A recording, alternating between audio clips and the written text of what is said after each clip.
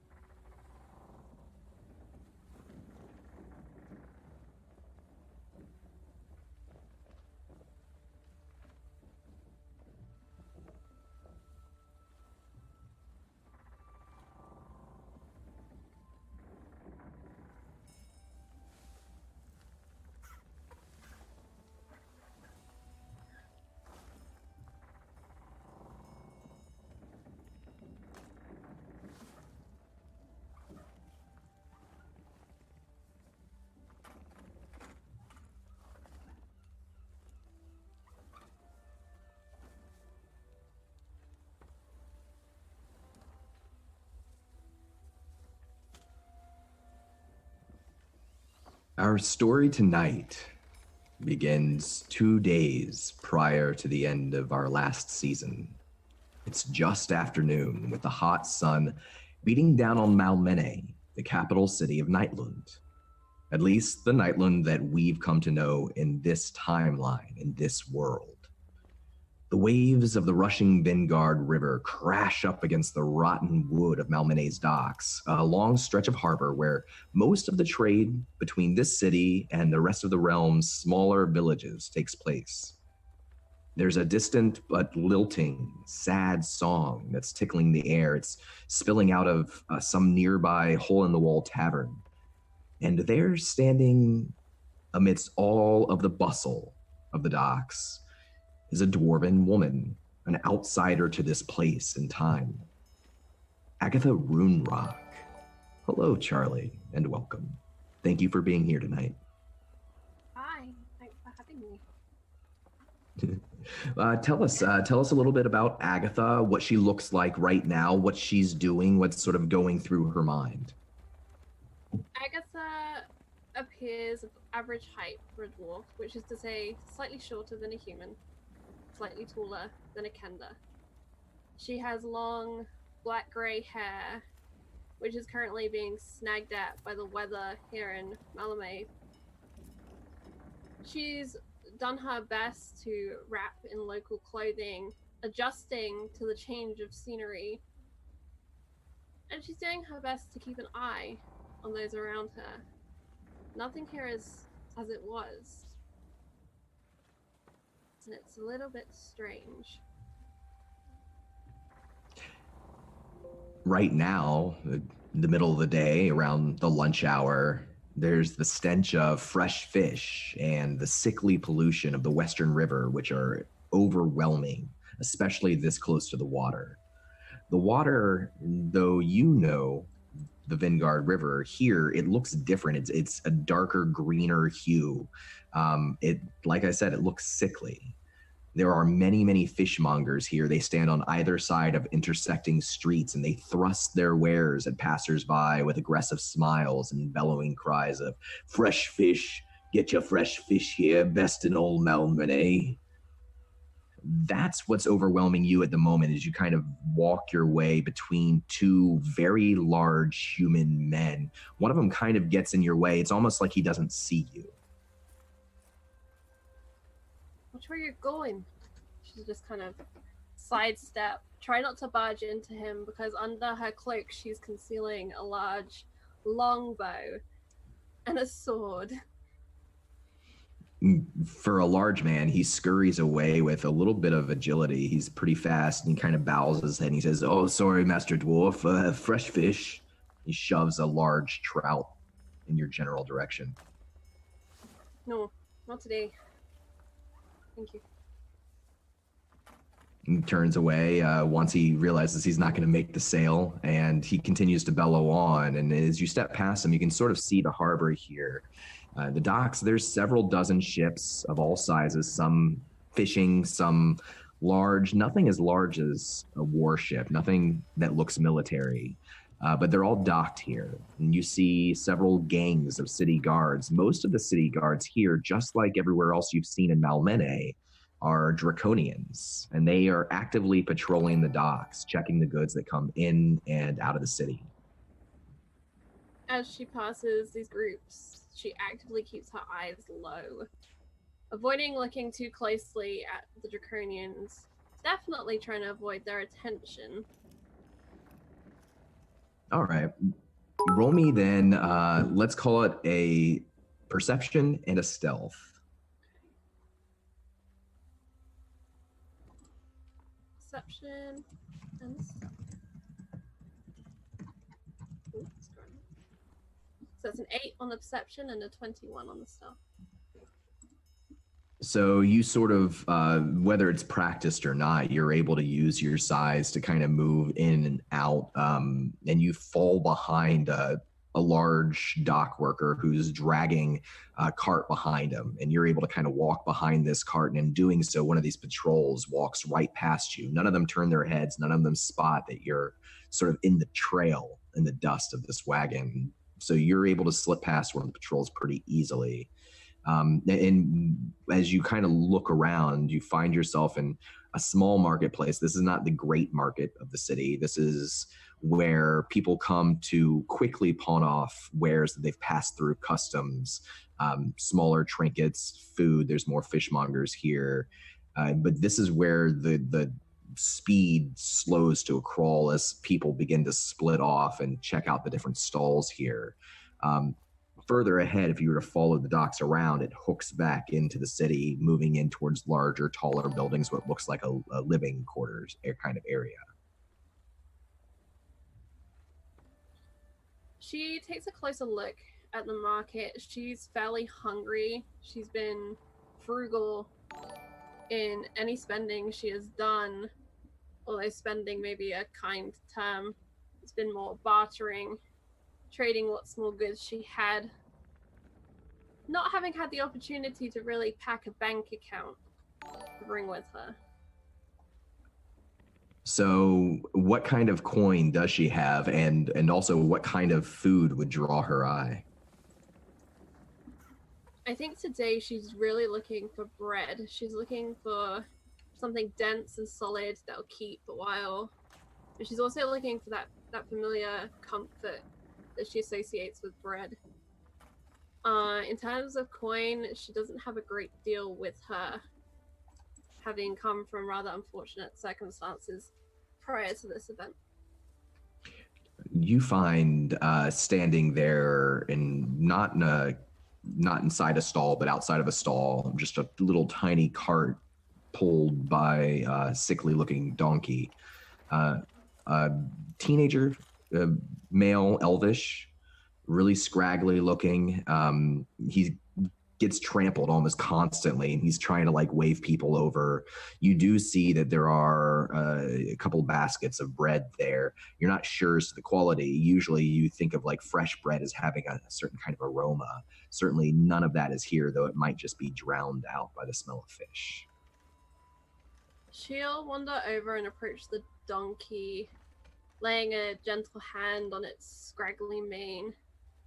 Your nag looks sick. Oh, Mr. Nex? Yes, well, he's old. Had him for a long time. Are you hungry? Would you like some bread? I baked it myself. Oh yes, I would like some. All right, but it's just 1 crown per loaf, if that's all right. Well, you see, I don't really have much coin with me. Perhaps I could clean out your donkey's shoes. And she'll kind of reach down and pull out like a small knife that she has from her kit. You see the elvish boy tighten the reins, grab tight around the reins of the donkey. He looks apprehensive. Roll me a persuasion check.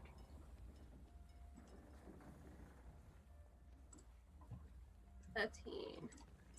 I promise you, won't do it no harm. I used to ride a lot of horses.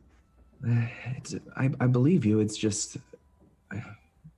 it's my father. If I come home and the amount of coin doesn't match the amount of bread that I sold, he'll be very angry. I understand. And she's gonna look into her pouch to see just what is left. And Donna, didn't previously roll to find out what little income I may have, or the wealth I may have. Oh, you have like a small bag of coins that you've scrounged from here and there, things, little bits that you've found, a couple of pieces of copper and silver. I'll say this without needing you to roll anything. He said specifically 1 crown, and that's not that is not a currency that you were familiar with. Have I noticed in my days walking around the city the kind of coinage they're using, if it appears to be gold or silver or copper or...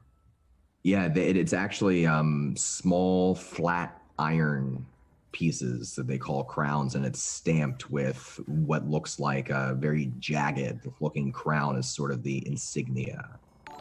So that's something that you definitely would have come across. Could I approximate the value of a crown versus one of the coins I have? I think so. Yeah, roll me an insight check.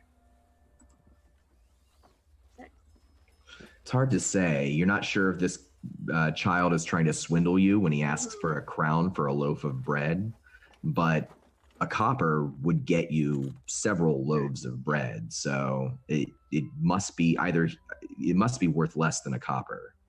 Agatha tucks the knife away and she goes to inspect the loaves, not touching, but kind of leaning forward to sniff. And then she gives the boy like an appraising look. Here, she'll offer a copper. He takes it in his hand and he kind of holds it up and looks at it and takes a bite. As you're smelling the bread, it's not super stale, but it's definitely not fresh baked that day. It's probably a day old, you would guess. And he kind of bites into the copper piece and he says, I've never seen this before. What is this? It's copper. It's probably worth about, I don't know, a couple of crowns, I guess. That's how much you're charging for bread. I've just never heard of it before. Is it coin? Is it money? Or is it something else? It's money. Old money, I guess. I don't know if anyone will take it from me. Roll me another perception check, or persuasion check. 5. I'm sorry. I can't take that chance. It could be a counterfeit, and besides, the guards here, they don't like it if you have money from other places, outsiders, well, they're not allowed in Nightland. They're dangerous. You're not an outsider, are you? No, but I know a draconian's dangerous. And she'll kind of take a step back, losing interest. There's not a lot she can really do if he's not going to take the coin. He'll press it back into your hand as you're stepping away. He'll say, I'm really sorry, miss. It's just, I have a business to run. I have a family to feed. Well, good luck to you. Tend to your nag. And she'll kind of step away. He kind of stands there watching you as you go, curiosity cast across his face. Meanwhile, all around you, bustling activity. Roll me a perception check.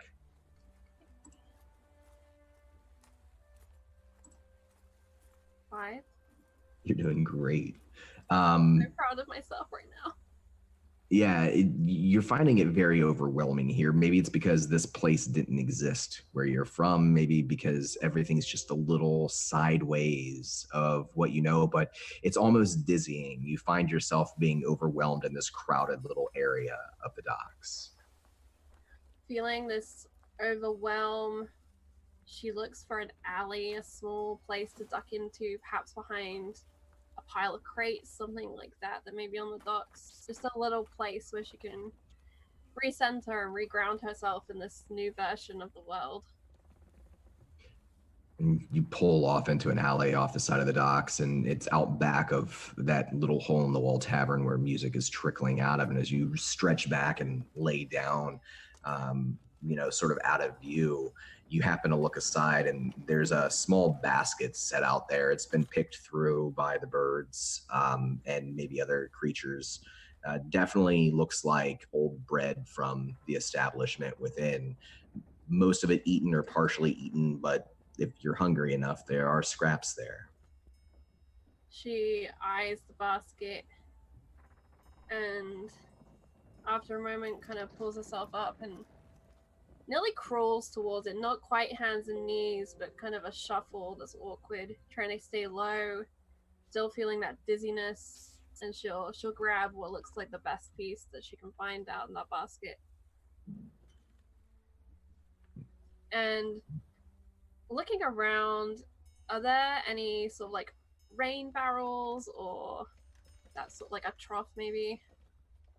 Yeah, there's a rain barrel off to the other side of the back door here of the establishment.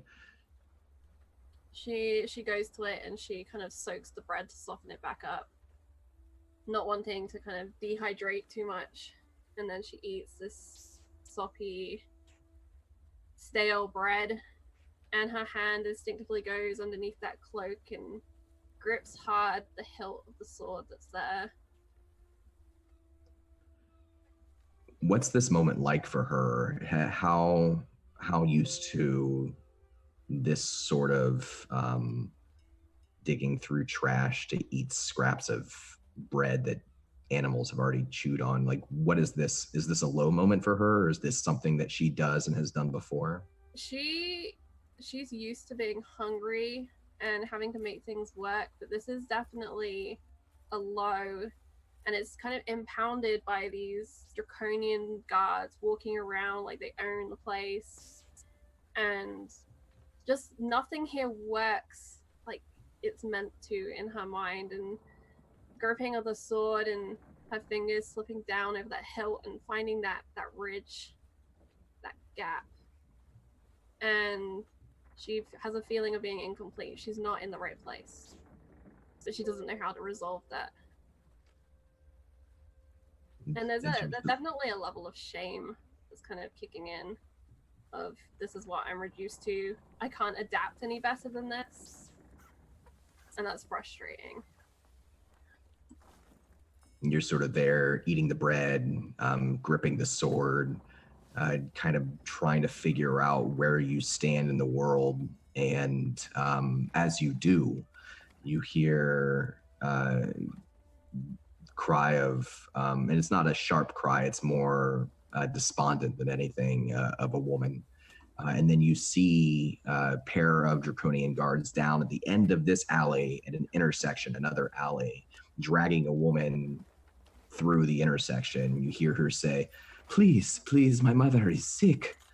I will leave the city soon and return to my people. I just need to get medicine first, please. She's kind of struggling against them, pulling back, but it's these two large bronze-scaled draconian guards that are dragging her across your view. They don't seem to look down your alleyway and notice you. Agatha takes a moment and a breath in, and then she just extends a foot to trip the draconian guard. The frustration has kicked in, and she knows she's kind of hidden in this alley, and just this foot comes out, and it's wrapped in leather and fur with her basic shoe. Roll me an athletics check. I'm good at this. 9. See? Told you I'm good at it. I'm going to give you advantage because they didn't notice you there, so I'll actually make that a 22. This woman, she's a young, dark-haired, dark-eyed, pale-skinned woman. She has a flowing red dress, and it's red in several different hues. Looks patchwork together, but if you were to actually stare at the dress longer, you'd see those patchwork kind of swirl around in a very purposeful design. It's just a very strange design to you. And as you stick your foot out, the male draconian, there's a male and a female, stumbles and trips over your foot and spills armor first, slamming into the street around the corner. The woman goes spilling too. She spills past you down the side alleyway, and for a moment, even though you're sitting low on the ground, she's behind you, and you've put yourself between her and these two guards.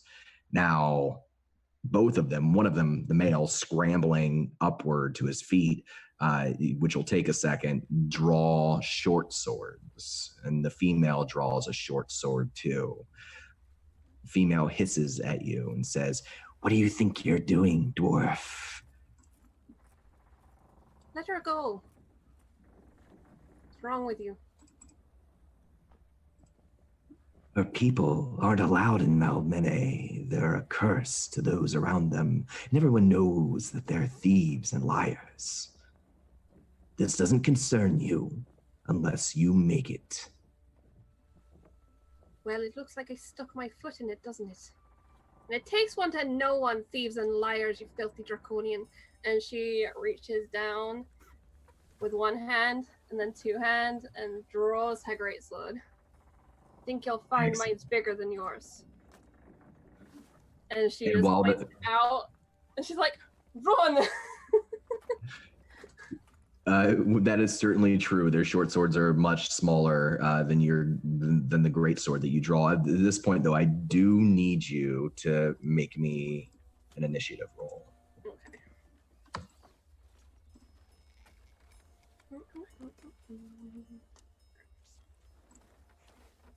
8. Can I use my inspiration, or do I need to declare that before I roll? I'll let you use your inspiration this time. Usually you declare before you roll. My bad.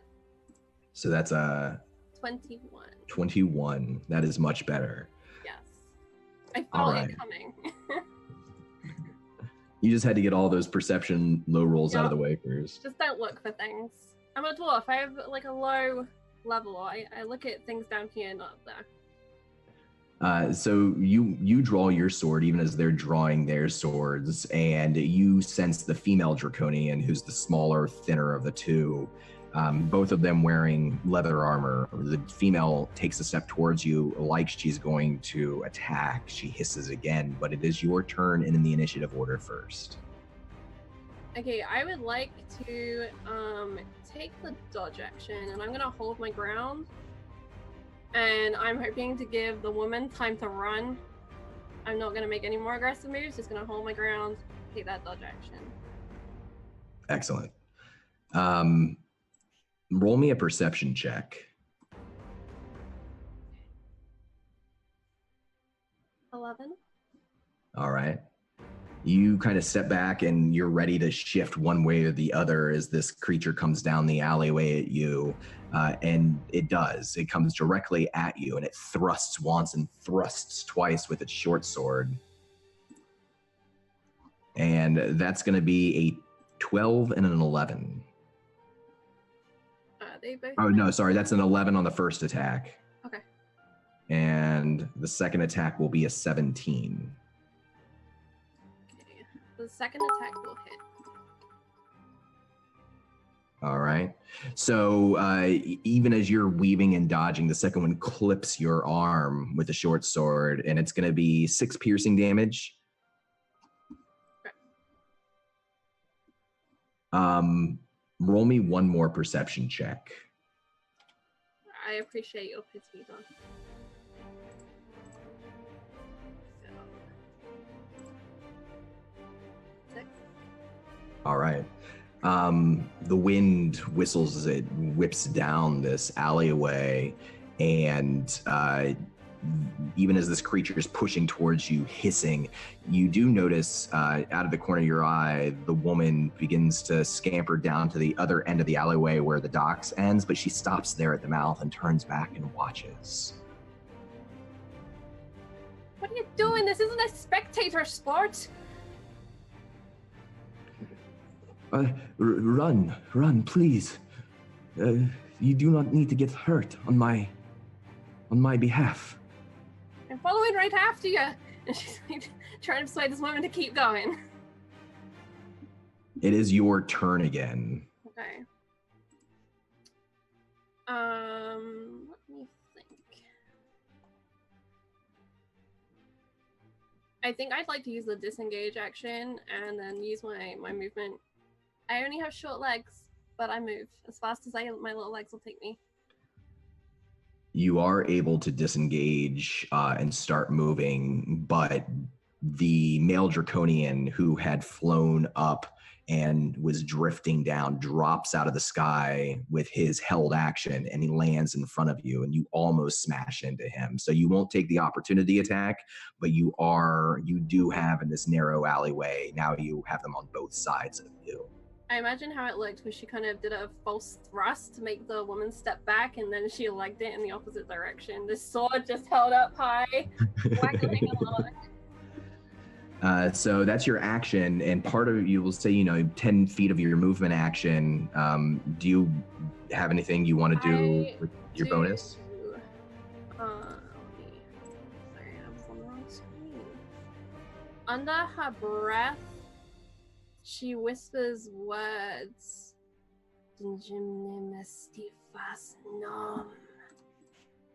she uses Misty Step, and she just hoops straight past the dragon blocking her way and beyond the woman waiting, and she's like, come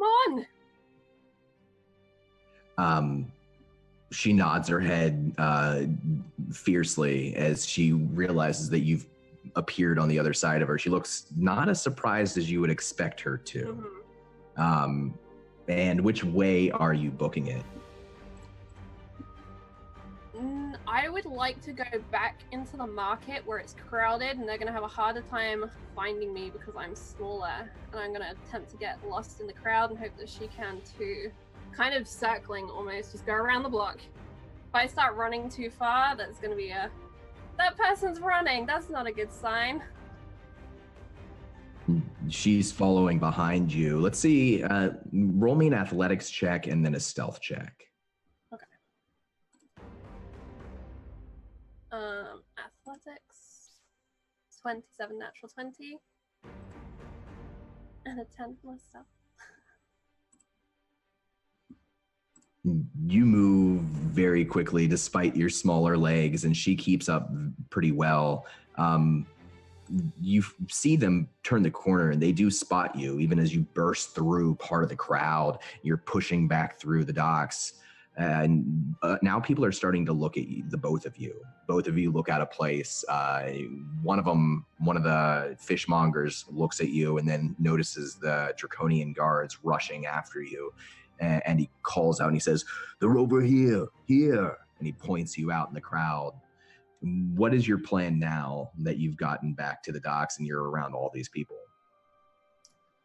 My plan is to look for a stool that I can slide under, disappear under, behind some boxes, maybe into a tavern if I need to.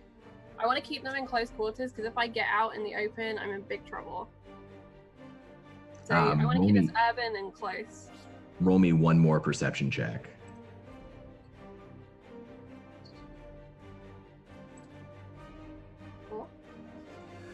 Again, you get back to this crowd and this feeling, this overwhelming feeling of this isn't right, this place doesn't exist, why are humans and draconians working here together, what is going on? And all these people staring down at you, pointing at you, helping the guards find you.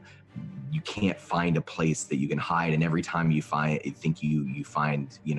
table that you can duck under, you look back over your shoulder and there behind the dark-haired woman who's just working hard to keep up with you, you see the guards and they see you.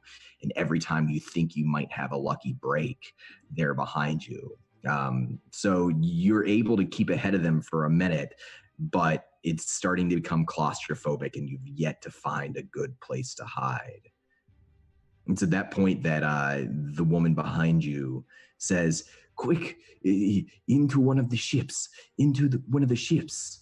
And she turns and begins to run down a long pier. And Agatha is going to follow that lead. That seems like as good as anything else. And she'll start running down the docks towards the ships as well. Roll me one more athletics check. Okay. 16. You are halfway down the dock pier to what is not a fishing ship, but not much of a sailing ship. It looks like it probably has a small area underneath of the main deck. When the two Draconians turn and you see now behind them two more Draconians who have joined the chase. And you realize you're going to get to the ship first, and the woman is going to get there a second before you. As a matter of fact, even as you're looking back over your shoulder, you see her there. She leaps, she springs. It's almost like the leap of a gazelle or some sort of like very graceful animal. She springs over the docks and onto the ship. How big is this ship? Is this a ship, or is this just like a little? It's a small sailing vessel, so think like 25 feet long. You know, could two people reasonably try and man this thing if they were desperately running for their lives from Draconians? Possibly, yeah. Good. Agatha brings that greatsword down on the ropes that tethers the ship to the dock and is going to leap onto that boat.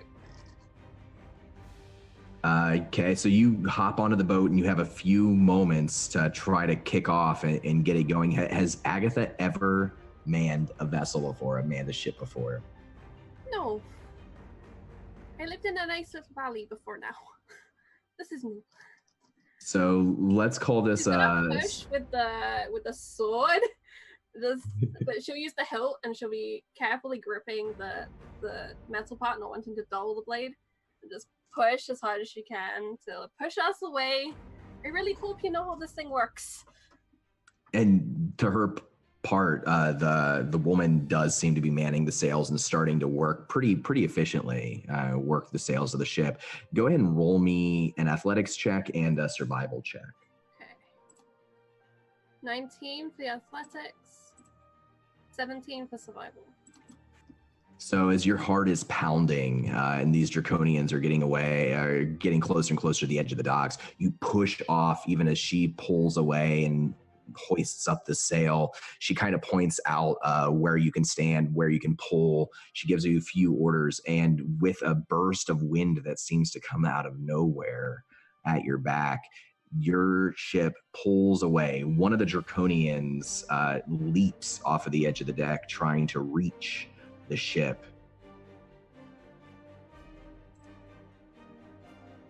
And so does the female right behind The male sails, glides, and swoops low and then drops onto the back of the ship. The female tries to do the same, but the same wind that started pushing you forward catches her wings in the wrong way. She goes off and she's just short, and she crashes into the water, and she's splashing around in the water as the ship begins to sail in the opposite direction. Right now, you find yourself face to face with the male Draconian. The red-dressed woman is still trying to man the sails, and you find yourself again between she and he. Okay. And I would like to swing. Actually, okay. Could I potentially knock him prone? With like a shove? If you grapple him first, you can try to shove him. Alright, I would like to try and do that. Sure. So that's contested athletics. Sorry, I've been playing other systems a lot. 16 for me. So you're able to, basically, are you like trying to bear hug him? How are you grabbing him? Yeah, so the sword kind of gets dropped down by her feet, and she just tackle. Kind of, she's going like for the knees to just off balance him if she can, but that's where her hands just wrap around, and it's these arms of just iron, digging deep for that dwarven strength. And you knock him at the knees, and he bowls over. He's not entirely prone yet, but you do have him hard around the knees, and he's kind of angled at an awkward angle. It looks like he's about to stab down towards you. You have another action, so if you want, you can try to knock him prone, or you can try to shove him 5 feet over the edge of the ship. Oh, I would like to do that, please. I would like to push him back off this boat. This is not his boat. This is my boat now. All right, go ahead and roll me one more athletics check. 21. So you get him by the knees, and he's about to stab you, and you keep pushing forward with your dwarven strength.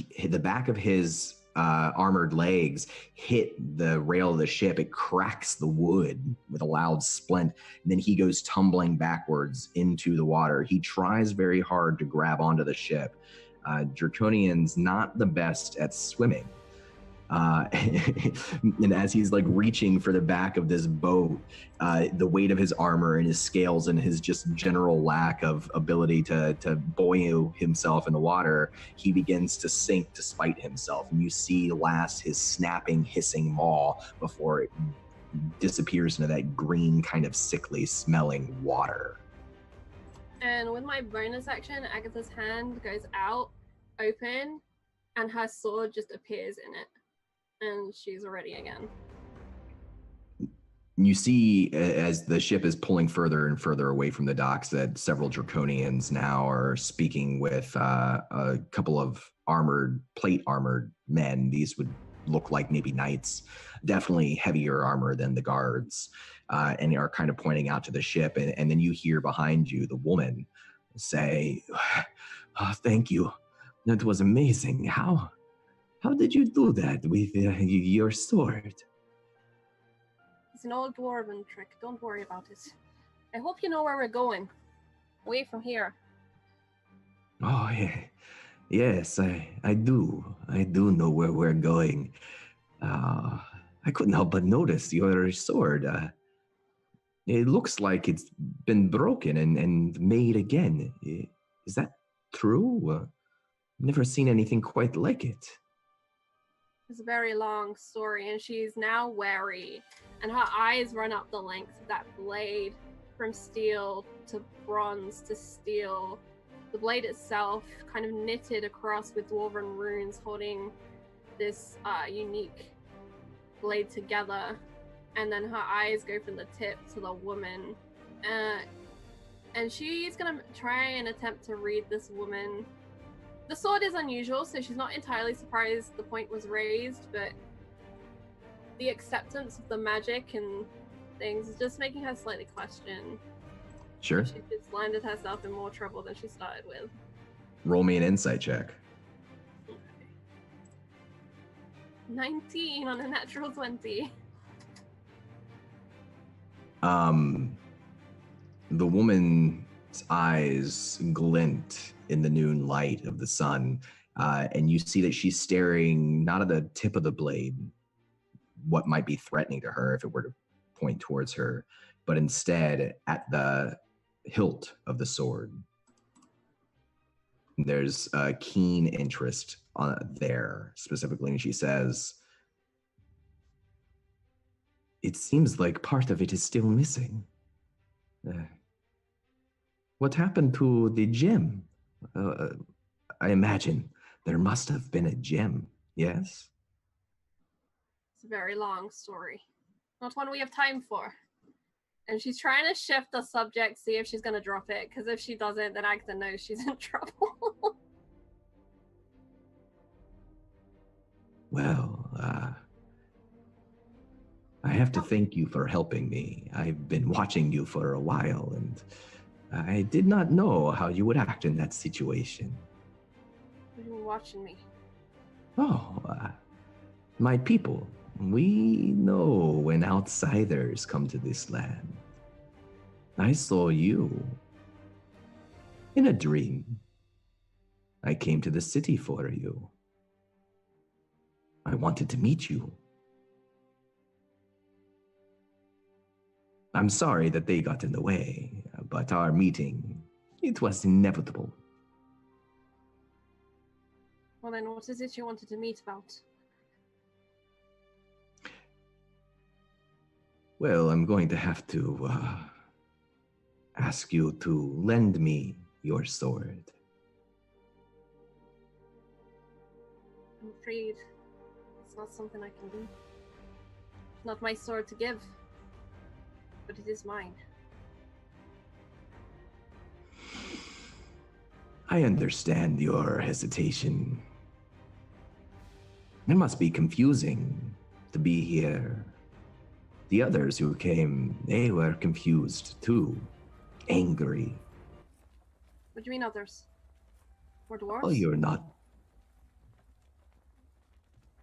One of them was a dwarf. One of them was a minotaur. They're all different, but they come from wherever it is you come from. You don't know, you're not going to say it. I don't know, and it doesn't really matter to me. All I know is that all roads will lead you and I to the same place.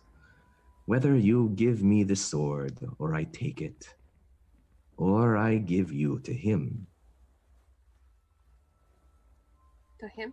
To who? Well, the lord of this land. I am certain he would love to meet you. I'm certain he would. Well, since it's inevitable, you're gonna have to take it from me then. And she'll level that sword down towards this woman. Not fought about before, but you know, new things every day. She takes a small step back from you, and as she does, you see her left hand slip out from a small leather pouch that hangs at her waist around her dress, and she pulls up in that hand. It looks like a small pile of dust, and I'll give you a chance here to race her to see who acts first. Okay, initiative? Yeah. 19. If you. I look between her and my blade, and again in that low voice, stand that fear. And out of the sword comes this, it's like a spear from the tip of fire, and I send a firebolt flying towards All right. it. 11 to hit. And she turns her shoulder, and it's again like the move of a dancer. He just goes right past her. That's not your only attack, is it? Do you have anything you can do with a bonus action? Let me take a look at my bonus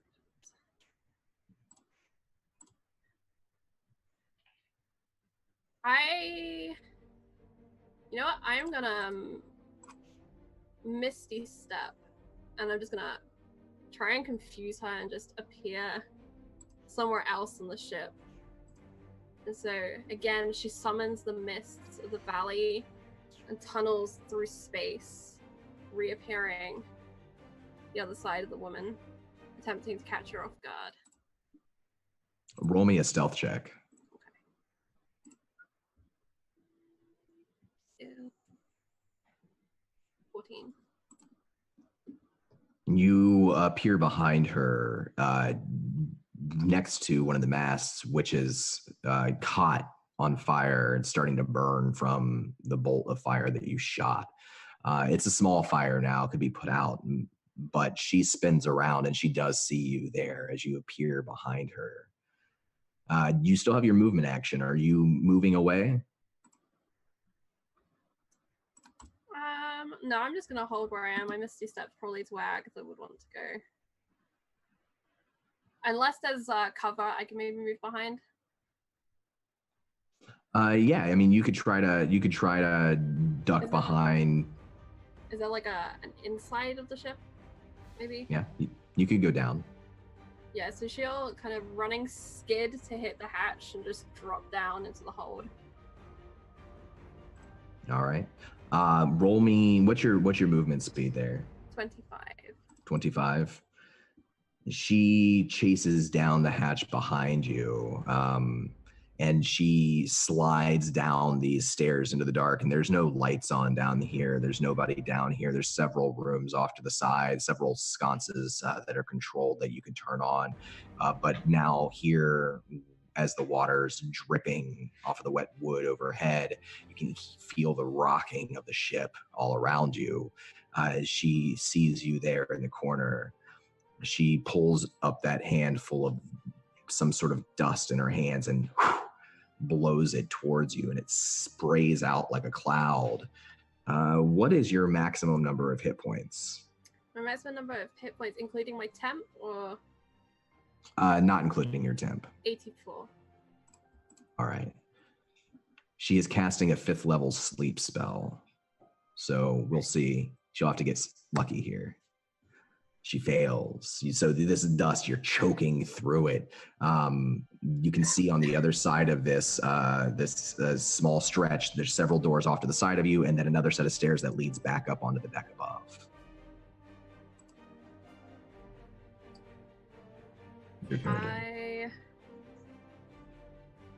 I'm gonna keep giving her the runaround until I come up with a better idea. So I'm gonna blast her with magic missile. Okay. Roll that damage. Just making sure I've marked off my spells. Okay.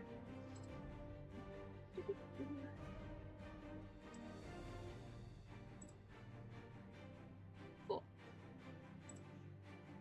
You blast her, and then are you running back up? Is it 3 or is it just the 1? Oh, it's the 3. It's just 3, yeah. Yeah, and then she's running back up because getting trapped down here is not good. Apparently, this woman knows close quarters magic. Upstairs sounds better. You run back upstairs, and she follows behind you. Are you doing anything with your bonus action? No. I don't think so. She climbs up the stairs after you, and she's kind of standing there at the edge of the ship, looking at you, smiling at you. And she doesn't attack. Instead, this time she kind of tilts her chin upward and she says, "Does not matter what happens now. In the end, you and I and the Lord of this land will be beneath the bowels of the earth. All roads will lead there." It's real cheery. It will be better, I promise you. Do not fear what is to come. Do not fear what is strange in this land. Everything that you want, you can have. Just like everything I want, I will have. What is it you want? She said the sword, but that's for him. What is it you want? You'll find out soon enough. And with that, she tips over the edge of the ship, carelessly almost, like she just throws herself over and she tumbles into the water and dives down. And you see her pop up a couple of seconds later. You're on this ship now by yourself, the wind blowing you the opposite direction. She's slowly beginning to swim back towards a rocky shore. Agatha is going to try and take control of the ship and just try and push it up the coast. All right, this is what we're doing. New ship. Do this. Go ahead and roll me a survival check. And also a perception check. It's the same anyway, so it'll be an 11. And 22. Look at that. Agatha can see things. So it's because it's starting to become hard to miss. This mast, one of the masts of the ship, is still on fire. Yeah, once I kind of feel like I maybe could take control of this, I'm gonna try and climb up that mast and put it out. Is there like a bucket or something on the ship that I can fill with water, or? Yeah, there's definitely buckets. There's people, ships are designed to have water bilged out of the bottom of them, and so that they can keep them from sinking, and then you can use that water to kind of help put out the fire. We'll say if you start working now, you might lose your way a little bit as you kind of try to figure out how to sail a ship, but you're able to contain the fire. How strong is the wind right now? Pretty strong. It seems to be pushing southward. All right. Yeah, she's going to focus on getting that fire out so she can keep the one thing that's keeping her alive in one piece. Because she pretty much doesn't really know how to swim very well. So she's staying on board. Okay. So as you manage to put out the fire and you're trying to work the sails and figure out how to sail, where to go, the city Malmene is disappearing into the distance. Every once in a while, for a few minutes, you can see the red-dressed woman kind of pop up and then disappear into the waves again as she's swimming back to shore. But we're going to cut away from this scene. And we're going to go far, far to the east with our story. The crumbling fortress of Dargard Keep, its stones like bones ripping into the earth. And within the castle, in an empty, cobweb-filled hall before a bleak iron throne, there sits a figure in black armor bearing the insignia of a rose on it. Lord Soth speaks, and as he does, his dead eyes ignite with a flash of otherworldly fire, burning down at the Minotaur warrior, Rookon of Clan Agaruk, who is kneeling before the throne. The night's long shadows have dragged you through time and across worlds to kneel here before my worm-eaten throne. I offer you now this one chance to walk away with your lives and your souls intact. Please, tell me our story. So, Rookon uses his knuckles, shoves his weight backwards, curves his spine as he uncomfortably rises to a standing position. He locks eyes with the knight, says, "No, kneel. Never kneel."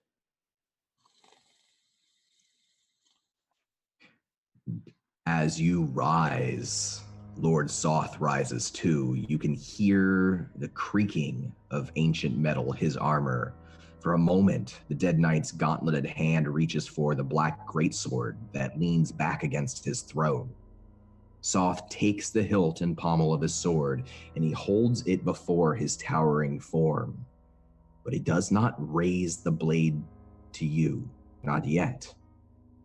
He simply waits, his eyes burning down at you. Did you bring me here so I could tell you a story?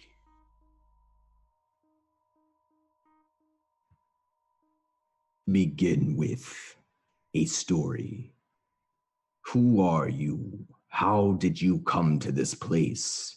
And why are you familiar to me? I was a slave in your army.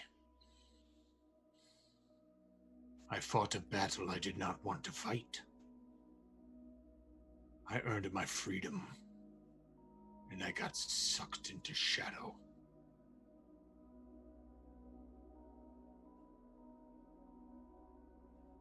And dropped here, in this land,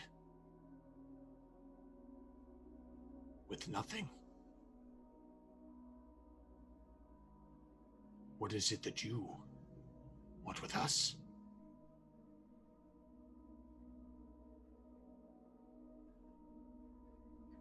I want to know who sent you? Why are you here? Who do you serve? Is it the King Priest? I serve no one. The King Priest? The King Priest is long dead. Not in this land.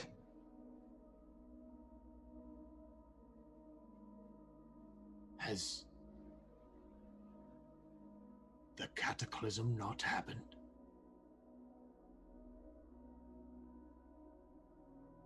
Please tell me you are familiar with the cataclysm, you of all people. They tell stories of you. The knight who bears the weight of the cataclysm on his shoulders. That is you.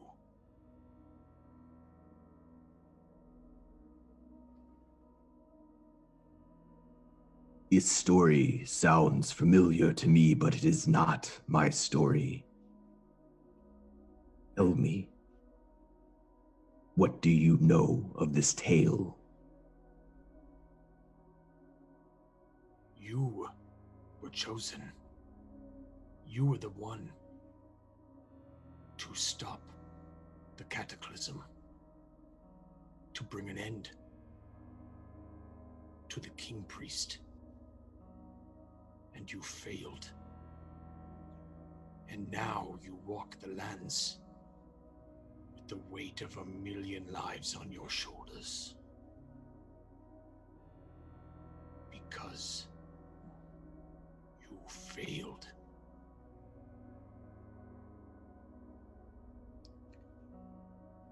I was chosen to stop the King Priest, and I fought the King Priest. I failed. I rose again, and I protect this land from him now. This is the only safe realm in this world. I know nothing of a cataclysm, not unless you speak of the King Priest and his Inquisition. Those were not the stories that were told. I was not there. I come from a time far after. But the cataclysm happened. A fiery mountain rained down from the skies on Istar and destroyed the land. You never made it to the King Priest. You were crushed and cursed forever. You sound like a liar to me. No lies. I protect nothing. I am not afraid to die. I too have the weight of lives on my shoulders. I too yearn for it to end and seek for death. But I've been given hope. I've got nothing to lie for. But I'm not convinced that I'm the agent of evil here. You bear the sigil of a rose. Of a Solamnic order, I presume?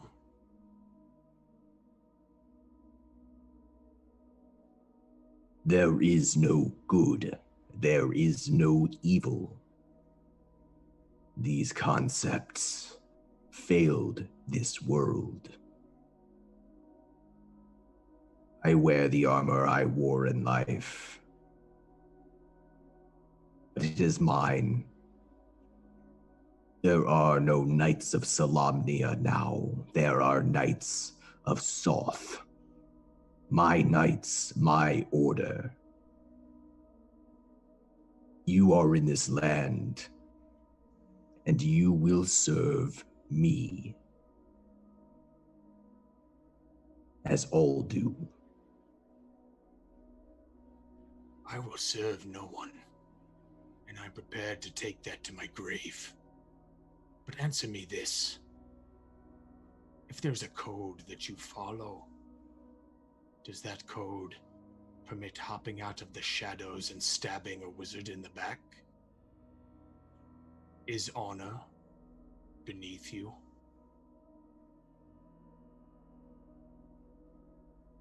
I have my own sense of honor.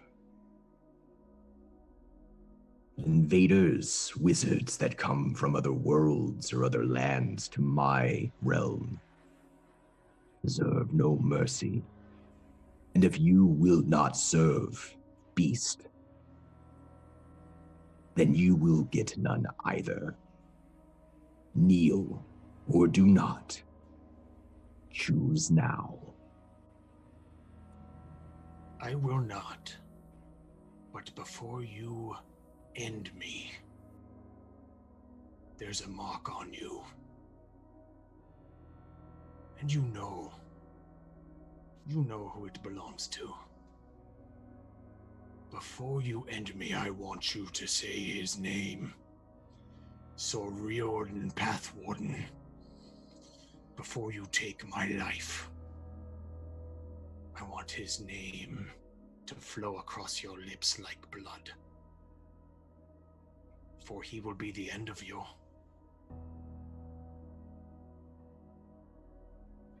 I do not give in to the whims and demands of traitors. And all of a sudden, he turns his gauntlet in hand where he's holding that towering greatsword, that black blade, and he flips the blade up with a practiced motion. Preparing to strike. One day, you may earn redemption. But it is not today. I will not kneel. Strike true. Or not, I will endure. But Riordan strikes true as well. And if this is your action, your days are numbered. He steps forward, and before you quite finish your sentence, he drives the blade downward in a simple, merciless motion, a military man's motion. Is Rookone trying to move away to dodge, to do anything here? Is he just standing there and taking it? Do I have my equipment? Am I... Yeah, you're geared up just as you were. You traveled through the shadow and found yourself here just moments later. Yeah, I am going to try to attempt to dodge and block with the shield the attack. All right. Go ahead and roll me initiative.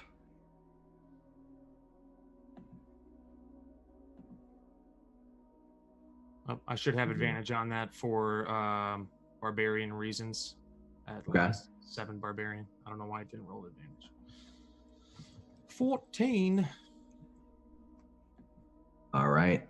He will attack first, but even as you scramble to grab the shield and resist him, and it's going to be 3 attacks.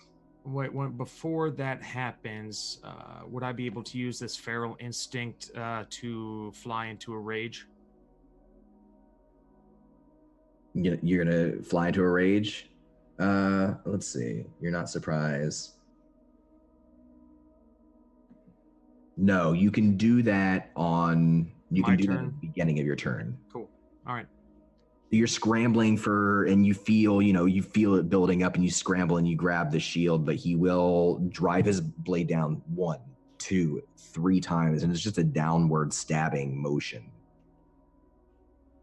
Let's see. It's going to be a 14, a 27, and a 27. Well, the 27's hit. All right. 13 slashing damage for the first one, and 18 necrotic damage for the first one.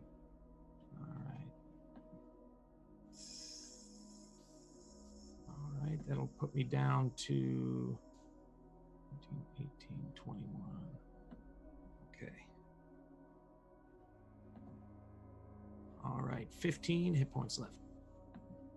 The second attack does another 18 slashing damage, or 13 slashing damage and 18 necrotic damage. Yeah. So mashes through your shield. He sure does. So You start to feel, what's that moment like for you, for Rookon? So the sword penetrates me twice, and like the infectious necrotic damage sucks what's left from him, and he kind of raises his head up one last time.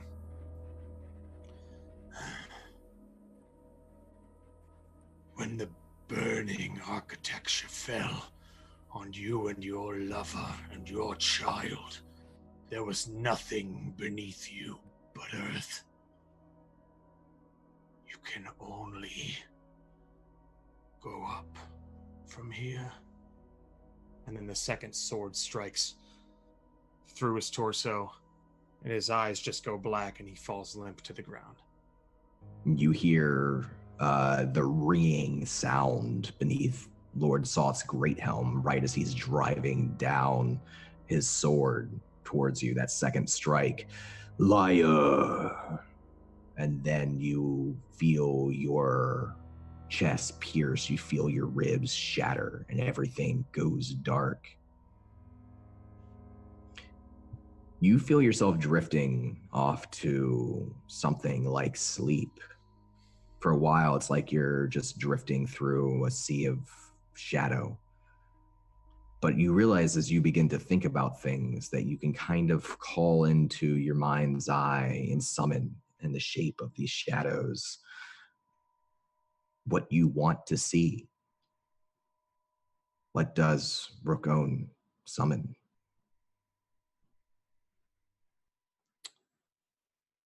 The image of Hezgroneth and Kraga staring into each other's eyes, watching Hezgroneth get down on one knee to propose. Me seeing it and recognizing my actions that destroyed that moment. Now just watch it and can see the happiness in their eyes in the mists, and his eyes soften and he cracks a smile, and he's happy for his friends. And then that too fades, and there's only the cold darkness, that place between life and death. We're going to cut away from this scene, though, and we're going to move to a dark cell shut by iron bars without a window. There's only a single candlelight sconce providing a little bit of light coming from the dim hall beyond the cell, and in that cell itself is a man covered in weeks worth of his own filth. Welcome to the show, Simon, and please tell us who you're playing and what they look like now. Well, under the grime and the filth, you would see a roughly 30 some odd years old human male with black hair and an unkept beard, as it were, at the moment. My clothes, like you said, tarnished by weeks of being kept alone in the cell. He bows his head low as he's sitting back against the wall and just humming soft lullaby under his breath. As you're humming there, back up against the dark, cold cell, your eyes trickle to the cell across from yours. Another dark cell. There, a figure that you've looked at many times. It's a small, decomposing body, maybe the body of a child or a kinder. Looks to be a female. And in the dim light provided here, it's hard to make out any of the features. Only your imagination can fill out the details of whoever it is that's dead in the cell across from you. What does he see there as he looks? Every time he stared into that cell for too long, the shard has seen the only thing that he's scared to see. And all I see is the bones of my Lily. She was thrown in here and left to rot by the same bastards that killed my wife, her mother. And it makes me despair, makes me hate the people of Dogard Keep.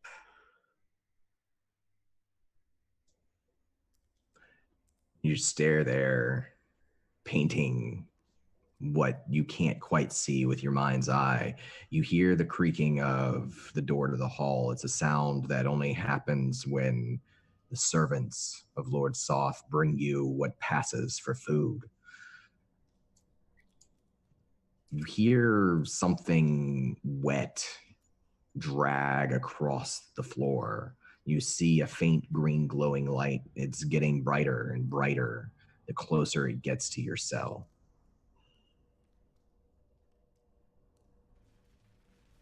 Can I make out what's in the light? Do you get to you're getting to the edge and kind of looking around? Yeah, I think I'll get up and I'll just look at what's coming up. As you do, and you kind of press your face towards the edge of the door, you see a woman dragging what looks like a large furry beast with a body of a man covered in fur, but the head of a bull along the cold ground.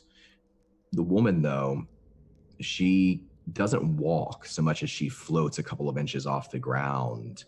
And her clothes, which are partially translucent, kind of just whip as though the wind were blowing them, but there's no wind down here.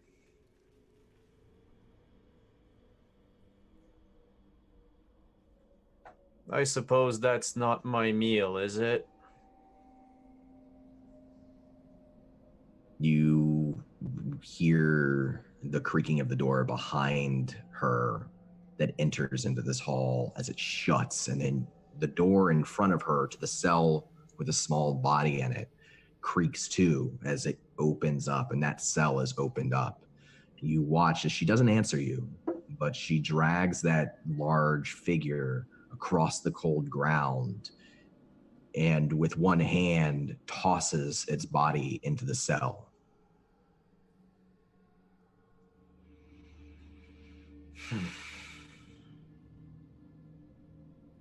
I'll sit back down.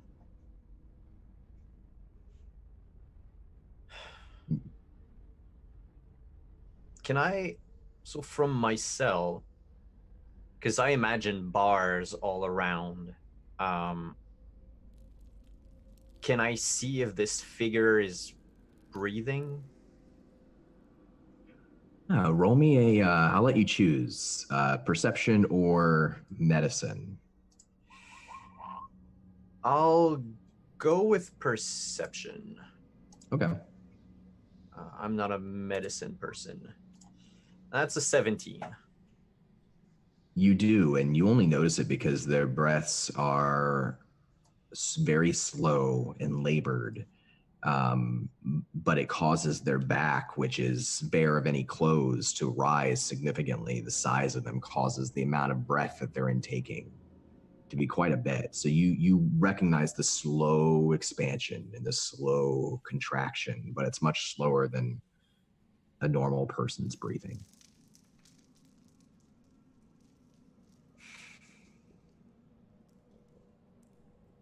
Friend. Hey. You there. There's no answer by the figure. The door to that cell does slowly creak shut and slam, and after a moment, you hear a lock latching, even though the floating green woman doesn't answer. She doesn't touch the bars, but she does turn towards you, and as she does, you see Bashard that you are staring at the image of your wife, and she is staring back at you. Miriam. Her eyes, her face, her hair, her clothes. What does she look like?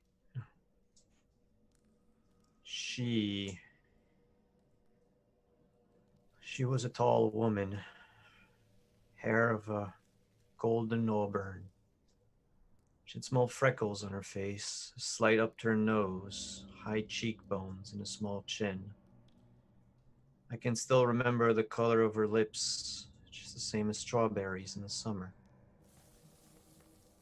She had the body of a goddess, or at least, in my eyes, she had no flaw. But Miriam's dead. That can't be. That's not my Miriam.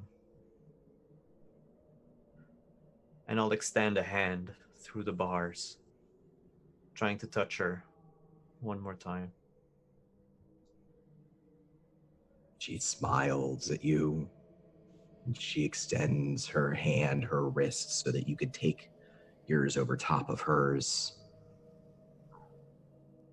You feel your fingers going numb immediately. You feel the sensation leave your entire hand, and that coldness that starts in your fingers begins to creep up your arm. It begins to become painful, as though it's a spreading cold fire inside you. And all the meanwhile, she smiles. I'll withdraw my hand. What is this? Who are you? You're not my Miriam. She lifts a finger up to cross her lips. And then she looks back over her shoulder, not to the large figure laying in the bottom of the cell, but to the smaller one, the decomposing body, the one that you've seen slowly melt away into decay over your past weeks here in this cell. And then she looks back to you, but she's no longer smiling. There's something in her eyes that looks like disappointment. It's not her. It can't be her. You know it. They've taken her. They take her away from us. You know that. They wouldn't have let her rot in a cell, not like they're doing to me. No, they must have taken her away. They took her somewhere. Not here. I promise you, I'm gonna get out of here. I'm gonna look for her. Just help me, Miriam, please. I have nothing. They took everything. Please help me. Miriam. Her head tilts to one side, an ear towards a shoulder, and she floats. That green light dimming a little bit to the point where she almost looks like you remember her. She's right now, her face, her nose, her mouth between two of the bars, very close to you.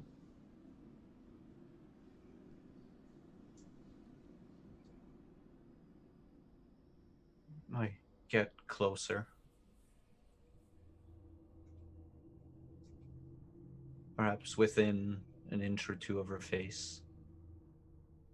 She still looks like Miriam.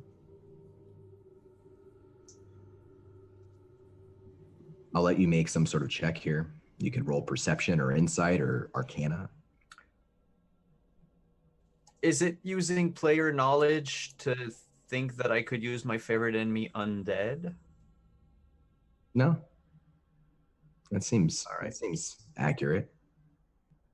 So I think I'll go with, you said arcana or nature? Yeah. Well, either is going to be the same, but if she is an undead, I'd have advantage. So I would have an 18, otherwise I have no idea, and she's my wife and I kiss her. It's that cold, creeping feeling. It's the fact that you feel the hairs in the back of your neck stand up, that your hand is still numb. Something is warning you away from this moment. Something is warning you away from her, and as you hesitate there to not kiss her because something's wrong, you watch her face change. It twists into something that looks ape-like, inhuman. Her ears grow long and pointed. Her hair becomes scraggly. It begins to melt away from her forehead so that her hairline is drifting back towards the back, even as her hair whips behind her. She opens her mouth and her teeth are large and square, and you feel in your face her breath. It smells like rot, and then she screams. That scream pierces your ears.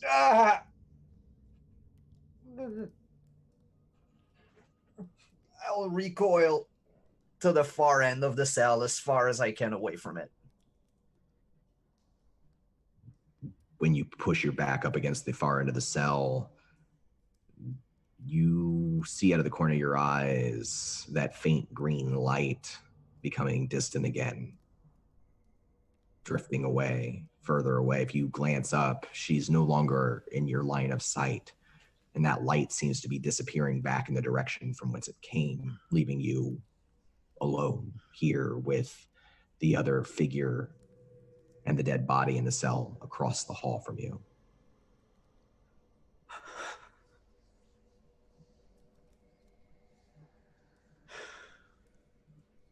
I think I'll slump down again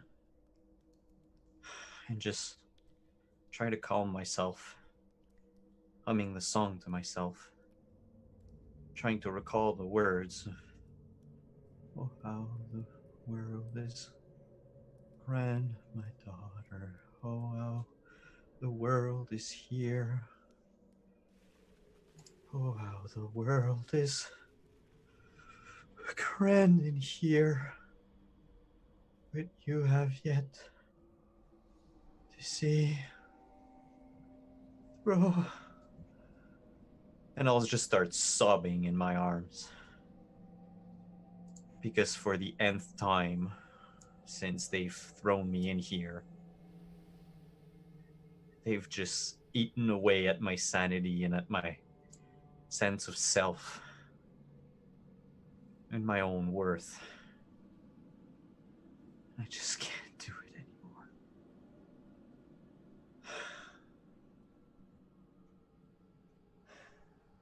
As you retreat into yourself, singing to yourself, feeling yourself give up a little bit at a time, we're going to move elsewhere. Elsewhere, still in the depths of Dargard Keep's dungeon, where 4 living knights are dragging a prisoner, a small kinder woman, bound, handcuffed, gagged with a full A metal face mask covers everything up to her nose, and there's a blindfold that covers around her eyes, small pieces of cork shoved into her ears. Now, the leader of the knights removes the blindfold and the corks from her ears, and then the three knights open a cell door, and they shove her inside, slamming the cell door and locking it behind her. Now, the leader, Sir Clail von Regier, whom she knows well, steps forward into the light to peer down at the small captive. It's Sir Clail von Regier. He's a very pretty man with long, flowing red hair, and even his armor, the armor of a Knight of the Rose, shines here, despite how dark it is in this place, even though there's only the light of a single wall sconce. His smile would be dashing if it weren't so hungry and cold. Over his shoulder loom three larger but lesser Knights of the Crown, all of them wearing full helms that rob them of any discernible features. Hi, Lindy, and welcome to Dragonlance. I'm so glad you're here tonight. Yay, me too. So you find yourself in quite the predicament. Tell us a little bit about who you're playing, what she's been through in the past few days, and how she's doing right now. So Nova Sparkfire very much lives up to her name. She kind of got captured on her way to challenge Lord Soth to a duel by this Von Clail, whatever face. And he's been torturing and interrogating her for the past week, but hasn't given him anything because he's just a McFop face. She's waiting to talk to the big guy so she can spring on him. Finally, it took him a whole week to realize she wasn't going to spill the beans, and so they finally said, "You're going to talk to Lord Soth tomorrow," and she was all about it, but of course she had to play it cool. So if they saw her excitement, they'd probably be like, "No, maybe we shouldn't do that." So she kept up the fighting against it all, and she's actually exactly where she wants to be right now. The muzzle is a bit much, but she's not terribly worried about it. And she just kind of is just tapping her mechanical hand together just to be positively as annoying as possible, so this guy will leave her alone. But she's right where she wants to be. As you're tapping your mechanical hand to kind of create this grating sound, you can see his smile cracks a little bit and his head kind of ticks to the rhythm of the sound that you're making. And he says, "You won't be so uppity soon, not once our Lord gets a hold of you. I'm sure he'll have plenty to talk to you about." It's my what's that? Yeah. What's that? Oh, I hear you. Oh. See, and I gave you so many chances to speak, and you were so not forthcoming. I'm sorry, but you've led yourself here. It's a shame. Oh, are you making a face? Are you making... Stop doing that. I'll put the blindfold back.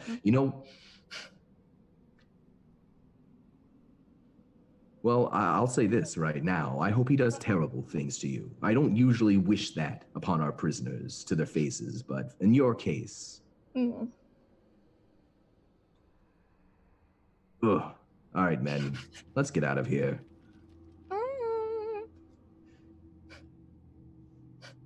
He kind of huffs and storms away. The three figures behind him kind of stand there looking between each other a little bit, and one of them's kind of staring at you. And then roll me a perception check. Okay.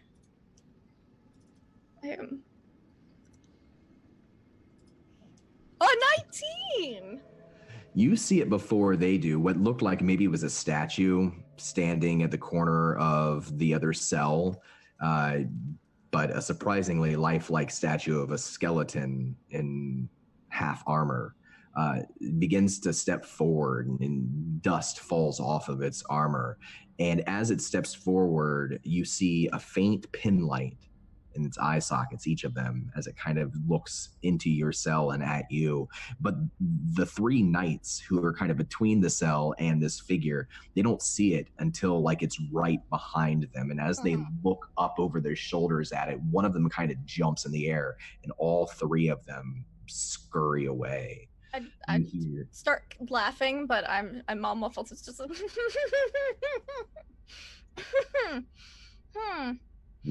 Your mumbled laughs coincide with the slamming of the door to this little hall of this area of the dungeon, and you find yourself there in the cell with this skeletal figure. It's not moving, it just seems to be watching. I'm guessing my hands are like behind my back, like all bound up, so no. I'll just kind of turn around and wave hi. It doesn't wave back. Yeah, I'll just start finagling with my. I'm gonna try to slip my arm off because it is mechanical. So if I can just finagle enough to reach, I'm gonna try to finagle that arm off so I can use it to untie the rest of myself. Give me a sleight of hand, or no, let's call it a sleight of hand. Sure. That's very appropriate. Oh, I'm so good at it, but I rolled an 8. You see the skeletal knight's head just kind of tilt a little bit. It doesn't move much more than that, but it's watching you as you're trying to do this. I'm just wriggling furiously, it looks like. You're slowly making progress. Yeah. But you're not subtle about it. No. If this thing's just still staring at her, she'll see if she can stare it down. Like, what do you want? Are you trying to figure out? Yeah. Like, it's just standing there staring at me, but it didn't attack the guards. Like, what's its prerogative? Roll an insight check for me. Oh boy. Oh, I'm proficient. Didn't help me. It's just staring. You're not sure if it's guarding you or if it's some sort of like weird undead surveillance system. You know that Lord Soth is an undead creature. And you know that you've been taken to his dungeon. So this could be one of his servants. This could be a person he murdered. True. Should be more careful. So Nova, in that case, then, is just gonna kind of look around her surroundings. Just look around. If this thing's not doing anything, she's gonna just pretend like it's not there. So you're in a small cell. There is no bed. There is like a nest that looks like maybe a rat's nest or some sort of animal nest in the corner. There are dark iron bars on the cell that are locking you in here. There does seem to be a keyhole in the cell, and there is a cell opposite of you as well. Okay. That seems to be very similar in design.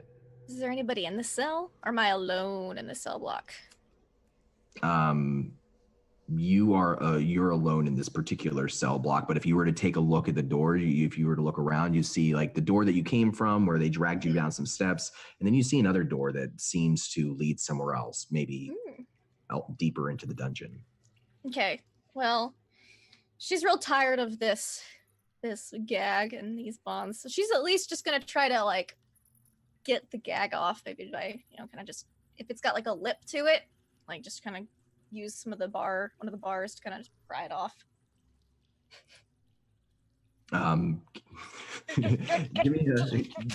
She's not patient at all. Yeah, so give me another sleight of hand check just to see,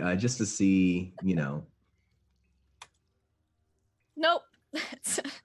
You do it, but this thing is watching you the entire time, and it seems to be like slowly leaning closer. And as you finally get the gag off, and you're able to get the mask off down your face, it reaches out and grabs the bar, and it shakes the bar of the cell. You see its eyes burn a little brighter, and then go back down to a pinpoint again. All right, that's much better. Okay, now, whew, well. So, I'm Nova. You're gonna say anything? I mean, I don't see vocal cords, but that doesn't mean that's gonna stop you. You're just gonna shake the bars. No. Its mouth opens and its teeth clamp together several times and kind of rattle as though it were mouthing words, but no Nothing. actual sound No. escapes its Okay. mouth. Is that like Morse code or something? Oh, no. Okay. Well, how about this? You can just clap. We'll just play, like a game. We'll just hang out and have a fun conversation. I'm going to ask yes and no questions. You can give me 1 clap or chatter for yes and 2 for no. So, I guess I should think of a question. Is Soth going to be down here anytime soon? I have words for him. It takes a long moment before it kind of moves or does anything to respond at all. But finally, it does, whether it's out of boredom or for some other reason, give you 2 jaw clomps. Oh my gosh, I'm going to be waiting forever. It's already been a whole week, and it's... Well, I guess if we're going to be down here for a while, we should get to know each other. Is there anybody else cool down here? Besides from myself, of course.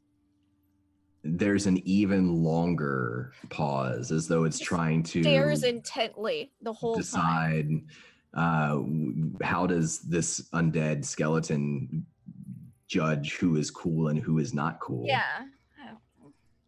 But finally, it does clomp twice. Oh, no. This is the worst dungeon ever. You have nothing else better to do than to just sit here and stare at me? Its head kind of dips down a little bit, and then you hear 2 more clomps of its teeth. No. All right. Well, I guess I can't blame you too much then. We could really have a lot more fun hanging out. You seem like a reasonable fellow. You want to just, explore the dungeon some? You just have to open the door, and then we can just have all sorts of fun. It raises its eyes back up to you, and its eyes flare again. Oh, I don't want to escape the dungeons. I just want to explore them. I have a very important meeting with Soth as soon as he's ready to interrogate me. It clomps twice again. Oh, fine. Is she still wriggling? Like, what does she do? Is she still wriggling out? She stopped for the questions because she wasn't getting anywhere, and she just enjoyed finally talking. But now she's kind of realizing that this guy isn't very entertaining. And so she probably sits still for like 2 minutes. Like, all right, I've accepted my fate. Nope. And she's gonna keep wriggling. Give me 1 more sleight of hand check. 11. So you managed to get your arms out from underneath your feet and pull your hands up in front of you so that you can kind of start working on your bindings. How is she? You're still chained, like your 2 wrists are still chained together. She moves the shoulders around a little bit, kind of just stretching out a bit, and then she's gonna. They messed up my elbow socket. Can't quite reach. She's gonna try to just pull her arm off. Now that it's in front of her, it should be easier to do. She can use her foot for some leverage. Yep. Give me your choice. I'll let you do sleight of hand or athletics. Oh god, we're gonna go with sleight of hand. Should be easier now that she can get some more leverage. It's real hard when it's behind your back. No, my gosh. So you're able to do it. Its head is kind of turning towards you. It's watching you do this as you're going, and as soon as you pull the arm off, it draws a long sword. Well, now hold on there. I'm just stretching out a bit, and it's still handcuffed to her good hand, and so she's just kind of, oh, that feels so much better. Ugh. And her arm's just dangling. She's like, I'm just, if I'm going to be stuck down here a while, I'm just gonna, stretch out a bit. A lady's entitled to that kind of thing, So, no need to get all angsty with your sword there. I can just calm down. Roll me a persuasion or a deception check, depending on which is true. She's still not convinced that he knows if Soth's coming or not, and so she wants to catch him off guard, so she's just trying to be persuasive right now. Okay. The roller wins the tie, so Yes. it kind of like it has its sword and it lowers the sword a little bit. You're not sure what a suspicious looking skeleton warrior looks like, but this skeleton knight Definitely, I would assume. looks kind of wary because it has its sword out. Come on, I've only got one arm. What am I gonna do? And no weapons? I mean, I'm just a poor, innocent candor. Just, do you know how to play cards? You want to play some cards? Do you have cards? It clomps its teeth once. All right. Let's play some cards. It looks down like at your clothes and then back up at you expectantly. Oh, yep. You want to play strip poker? I mean, I think you've already cut. I mean, I'm at an advantage here. You don't even have skin. It clomps twice very quickly. Oh, cards. Sorry. Yep. I think I've got them in a pocket right here, and she's gonna turn around like she's reaching in the pocket, but she's actually reaching into her arm. Pulls out a deck of cards. It slowly sheaths the sword back into its sheath, and it steps up close to the cell, and it's kind of now its eyes are looking down at the deck of cards in your hand. Yeah, I'll just shuffle with one-handed, so I can move around easier, and play some cards. I'm gonna play Go Fish. That's Nova's favorite. And it, for its part, the skeleton knows how to play the card game that you're playing. It's probably played quite a lot of cards, at least at one point, maybe when it was alive. Roll me. Are you trying to get away with anything here, or are you just passing the time? She's just passing the time right now. She's saving her big guns for. She's not wasting them on this skeleton. Roll me a charisma Okay. check. Definitely min-maxed this character. Oh, but I don't need it. That's a net 20, so real good at Go Fish. You play the best game of Go Fish, especially one-handed Go Fish that you've ever played in your life. And you win every single hand. And at first, like, the skeleton is playing around like a robot almost, right? It's just very mechanical. It plays one hand, doesn't matter that it loses, it puts it back, it starts the next hand. But it's about at the 12th hand when the skeleton finally brings up its fist and it smashes the deck of cards, and the deck goes splattering everywhere. Hey, now. Now it like immediately like starts looking around at all the different cards, and it begins grabbing for them to pick them up. Some of them have flown out of the cell and into the hall. For a moment, its back is turned as it's picking up the cards. I reach into my arm again. How big is this hallway, Dawn? So lengthwise from one door to one door, it's about 30 feet. Your cell itself is about 10 feet. There are 4 cells, 2 on either side. And the width between the cells is very narrow. It's only 5 feet. Okay. All right. So it's between you and the door you came from right now. Okay. Really want to dupe this guy. I feel kind of bad murdering him while his back is turned. But it's so boring. It's been like 3 hours. I haven't even been tortured yet. Gosh, she's gonna pull out her wand.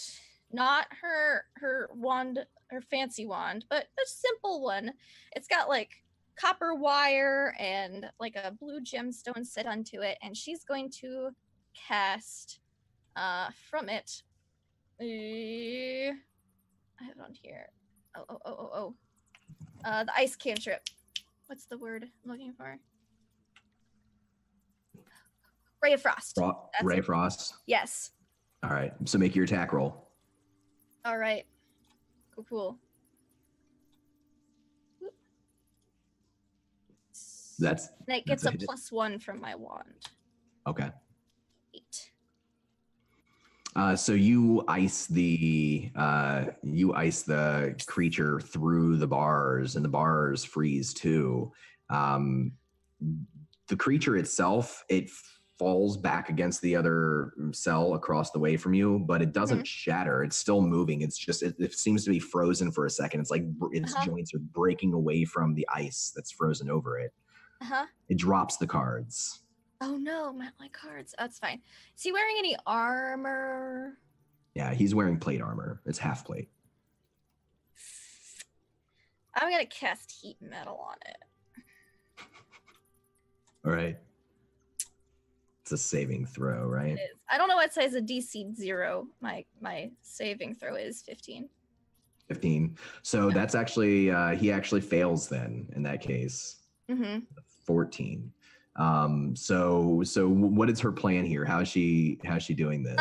Well, she's just she kind of puts the wand back in, like chucks it back into arm real quick, and it said, "Oh no, where did all this ice come from?" And then just quickly casts heat metal, and then that's just, now that she's cast it, it's just concentration, and so she's just gonna let that ride out, and if that doesn't kill it, she'll think of something else. Yeah, it begins like stammering towards you. It's like stripping off parts of its armor as well as it can, but its bony fingers are clumsy. It draws its sword, but you can see that its sword, as it comes out, is burning red. It's searing its skeletal hand, and it reaches for you, but falls through the frozen bars, the ones that you've blasted with your Ray of Frost, and it shatters the metal and falls into your cell. Oh no, you broke this door to my cell. Soth is not going to be happy about that. Is he still alive, or is he dead? Yeah, he's still moving. Okay. Well then, I But guess I'll just. He's prone for the moment. Cool. Heat metal. I still think it's just a bonus action. Yep. I'm gonna use bonus action again to just cause that damage again. So let me just do that. Yeah. It's half if he succeeds. So. He fails again. And I'm just gonna like walk around him and out of the cell. Yeah, he continues to burn, and like kind of like he's stripping off more of his armor until like he's just down to his skeletal bone. There's no clothes or anything left. But it takes him time. So you have a moment here before he stands up. It doesn't seem like, despite the fact that you are damaging him, that doesn't seem to be slowing him down. The more armor he strips away, actually, the faster he gets. All right. How many rounds of damage do I get on him with this before I need to do something about it? Before you need to like fight or flight, we'll give you one more. Okay. How I can take him. He's just thinks he's I was kicking his ass and go fish. So just one more keep metal, and since that's a bonus action, I'm just gonna. Well, it's really bad damage. He passes this one too. Yeah, he breaks it. Fire damage. And it's still there. It's just half damage. Yeah. Beautiful spell. She's gonna pull out her her dagger, I think. She hasn't got the cuffs off, so she's still one-armed. He turns, finally stripped down out of his armor, and picks up his blade once again, and turns towards you, and he is going to take a swing at you now. Okay. To be a 21. Yeah, that hits. Make me a Constitution saving throw. Oh no. Okay. You take 18 slashing damage. Okay. 22 con save. Is it 18 slashing? Yeah, so he brings up the blade and he cuts across his body with it. Despite the fact that he's just skeleton, there is a lot of power behind the knight. Now without his armor, but he still swings that sword with an incredible amount of strength that smashes into you. It cuts across your arm and brings a bit of skin off with it. You manage to withstand any further effect, but you do feel like an icy cold where that blade touched. Ouch. Gross. Don't like that. Guess it's time to bring in the big guns. Ooh, maybe not. I'm just gonna run. I'm just gonna... Okay. Yeah. Which direction are you running? Are you running? Not the direction I came. I don't want to leave the dungeons. I just want to explore the dungeons. Excellent. So give me. I'm gonna throw my dagger at him first. Okay. It's returning, so I'm not worried about it. Just...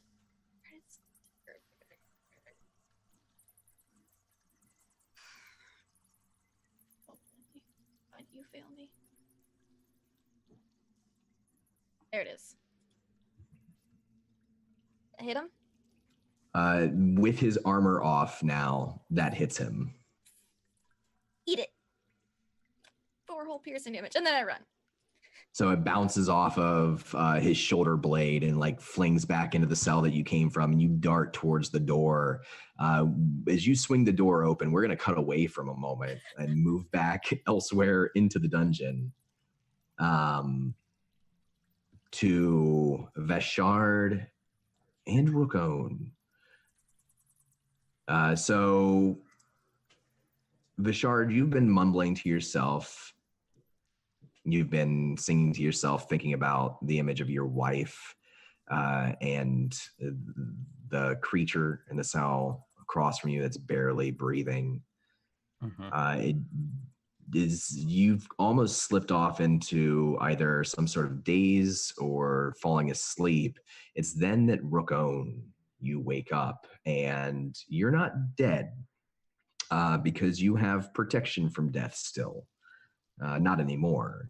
So the consequence of you dying and not dying, the consequence of you using your safety when Soth cut you down, is that I need you to roll me 1d4. 1d4 and add an athletics check? No, just 1d4. Actually, +4. So it'll be 8 is the result. You were in the process of recovering from the psychic drain of the vampires, Hawthorne, what he did to you. And you had started to come out of your animalistic state, but the sheer beating and the near-death experience has frozen your recovery to the point where your new intelligence permanently is 8. So I don't know, is that less than what his intelligence was before? It's the same. So you're telling me that you got off scot? No, I'll find another way. Yeah, dude, you do what you like. I'll deal. Yeah, but you wake up. You wake up with an injury, so half max hit points. In the cold cell with a single light in the hall outside, iron bars between you. There's a small dead body here, mostly rotted away, and there's a man kind of mumbling and weeping to himself in the cell across from you. No. I was gone. I was done. I said goodbye. I saw my friends. I should be done. What is this? A place worse than hell. Are you with him? The lord of the place? No, I'm not.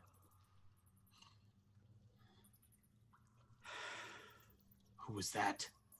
And he points at the corpse. I was hoping you could tell me. Is that a child?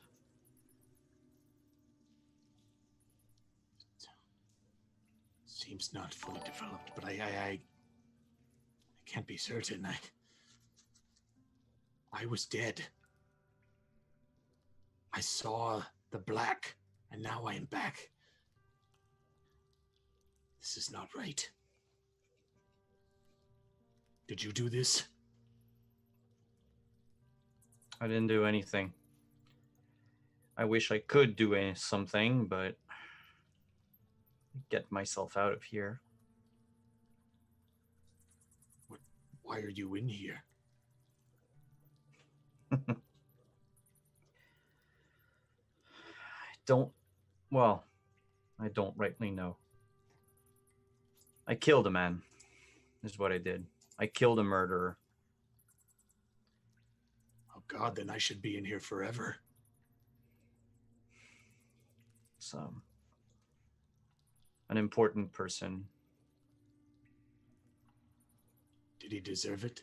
Did she deserve it? Did they He. deserve it? It was a he. Sir Claire von Racer. I don't know if I'm pronouncing this right. Yeah. Knight Commander of Darkguard Keep. He killed my wife. And you killed him? 3 arrows to the chest. He had it coming. Indeed he had. Except now I'm here. I'm stuck here. And I'll probably die in here. Without knowing what happened of my Lily.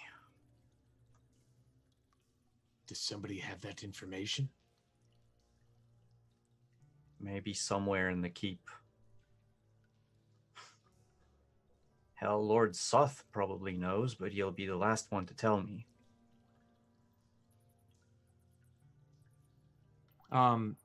So this it's all metal, the walls, the door, or stone, metal and stone. Yeah, so you have like cold, thick stone surrounding you, no windows, but iron bar cell, his cell as well, iron bars. If you were to step out and look around, you would see 2 sets of doors on either side of this hall. That's not a long stretch of corridor at all. So the prison's bars and not like solid walls. We can see what's going on the floor. Absolutely, yeah. You see like rat scurrying across in between 2 cells. The light is dim here. There's only one sconce, and it's only lit by, it's not even lit by a torch. It's lit by like a thick candle. And it's almost all the way burned down. And do I have my stuff with me, or was I stripped of my belongings? So anything you were wearing, you have? Okay. But shield, sword, things like that, no. No. Okay. Not currently.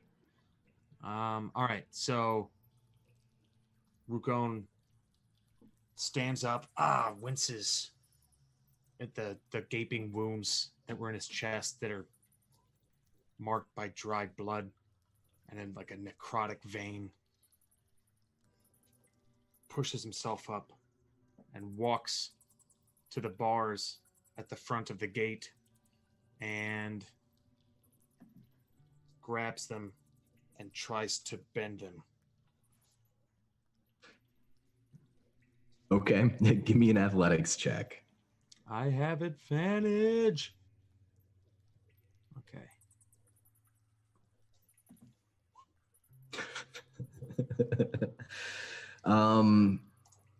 I thought maybe you would look for another solution, but no.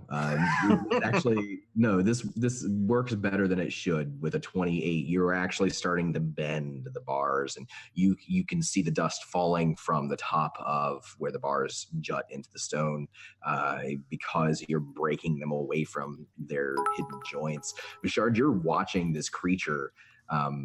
Despite his injury, and actually that would have been, well, I'll let you get away with it this time, but because you have an injury, you also have exhaustion, just so you know. For me, yeah. So that's so all the things I have advantage on with athletics now are just normal. That's right. Yeah, currently, until you take a long rest. But you do start to bend the bars at the least. Vishard, you're watching him do surprisingly well at bending the bars. Not enough that he could slip through, but he's definitely having an effect. You are the strongest person I've ever seen. You should take a gander at where I came from. Everyone is this or more. And then tries to reposition myself once I gain a little leverage to kind of press the opening that I've made even further. Give me another athletics check.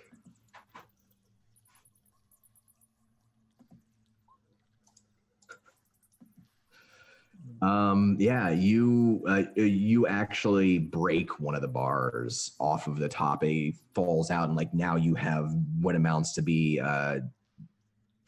improvised pole arm, so to speak, in your hands. It's a tight fit. It would be an easier fit for Vishard or a normal person, but you could try to squeeze through. Okay. I don't suppose you have a way to defend yourself. Did they take away all of your things? They took away my weapons. They took away everything I had, my armor, my possessions.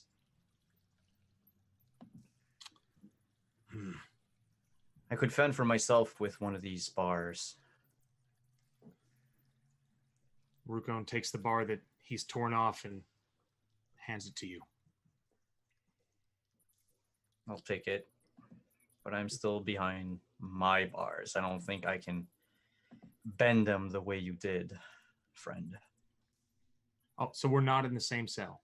We're in... No. He's across, but there's only like 5 feet, so you could like stretch out the bar to him and give it to him and take it. I'll do that.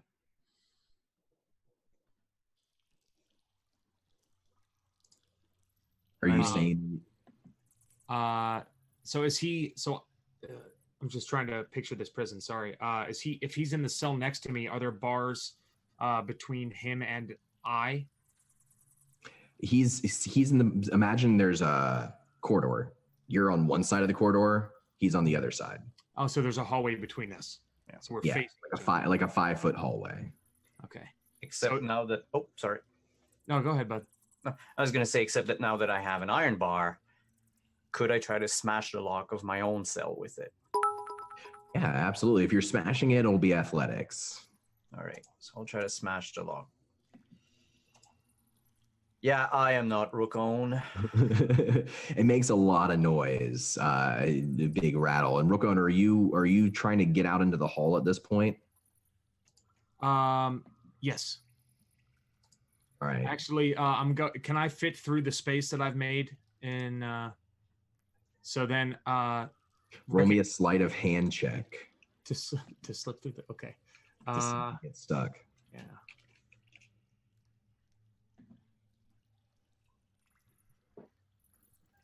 You get stuck. You're like halfway through, and it's like your horns get caught on the back edge of the bar. Can I move back into the cell? Roll me another sleight of hand check. Jesus. Nope. You get even more stuck somehow. Like you find yourself caught in between these two places. It's at this point that we're going to move back away and transition. So meanwhile,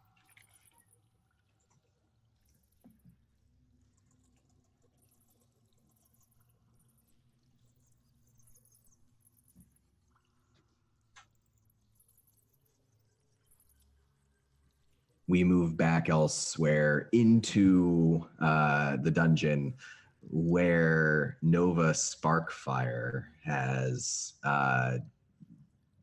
run deeper into the dungeon away from this skeletal knight. As we're trying to figure out how this jailbreak is going down, I wanted to bring back in Agatha for a second. Now, Agatha, we last saw you sailing away, but you also mentioned to me that Agatha's not a very good sailor, correct? Oh, she should definitely stay on dry land. Run rocks are not made for the sea. Roll me a survival check. Right. I want to see, in short, how her escape 11. attempt ended. Let's see how they did. Imagine she's there with the rigging and she's literally like casting herself. I guess everyone rock you come up with the worst ideas. What is this, like adapting? And what was a passable two-man vessel, difficult but passable, one man after the red-dressed woman jumped off, it becomes much, much harder. And when the winds die down, Agatha, you did have 3 ships in pursuit of you come up to you on either side. This was a couple of days ago now. You were arrested as a war criminal. As soon as they checked your belongings and realized that you had outside coin from another land or another time that you couldn't really explain reasonably. And so the past couple of days for Agatha, after her strange encounter in Malmene, were her being bound and taken across the land eastward, along an old dirt road where not many traveled. You saw, anytime you would look out through your little wagon in the distance, mountains like the spine of an old god, bony, getting taller and taller. And as you got close enough, you could see the shape of Dargard Keep, the castle that you would be taken to. Dargard Keep is a very strange and striking sight, especially from the outside. It's almost shaped like a flower, like a rose. It would be beautiful if its rose-colored stone weren't crumbling and rotting, overgrown and uncared for.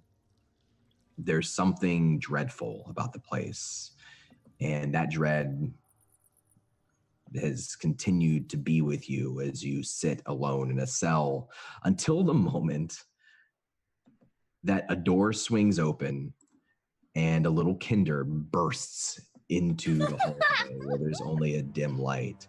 And Agatha, before this, what's her process been like? What have her thoughts been like in terms of where she is, how she's doing? Why has nobody come to speak with her?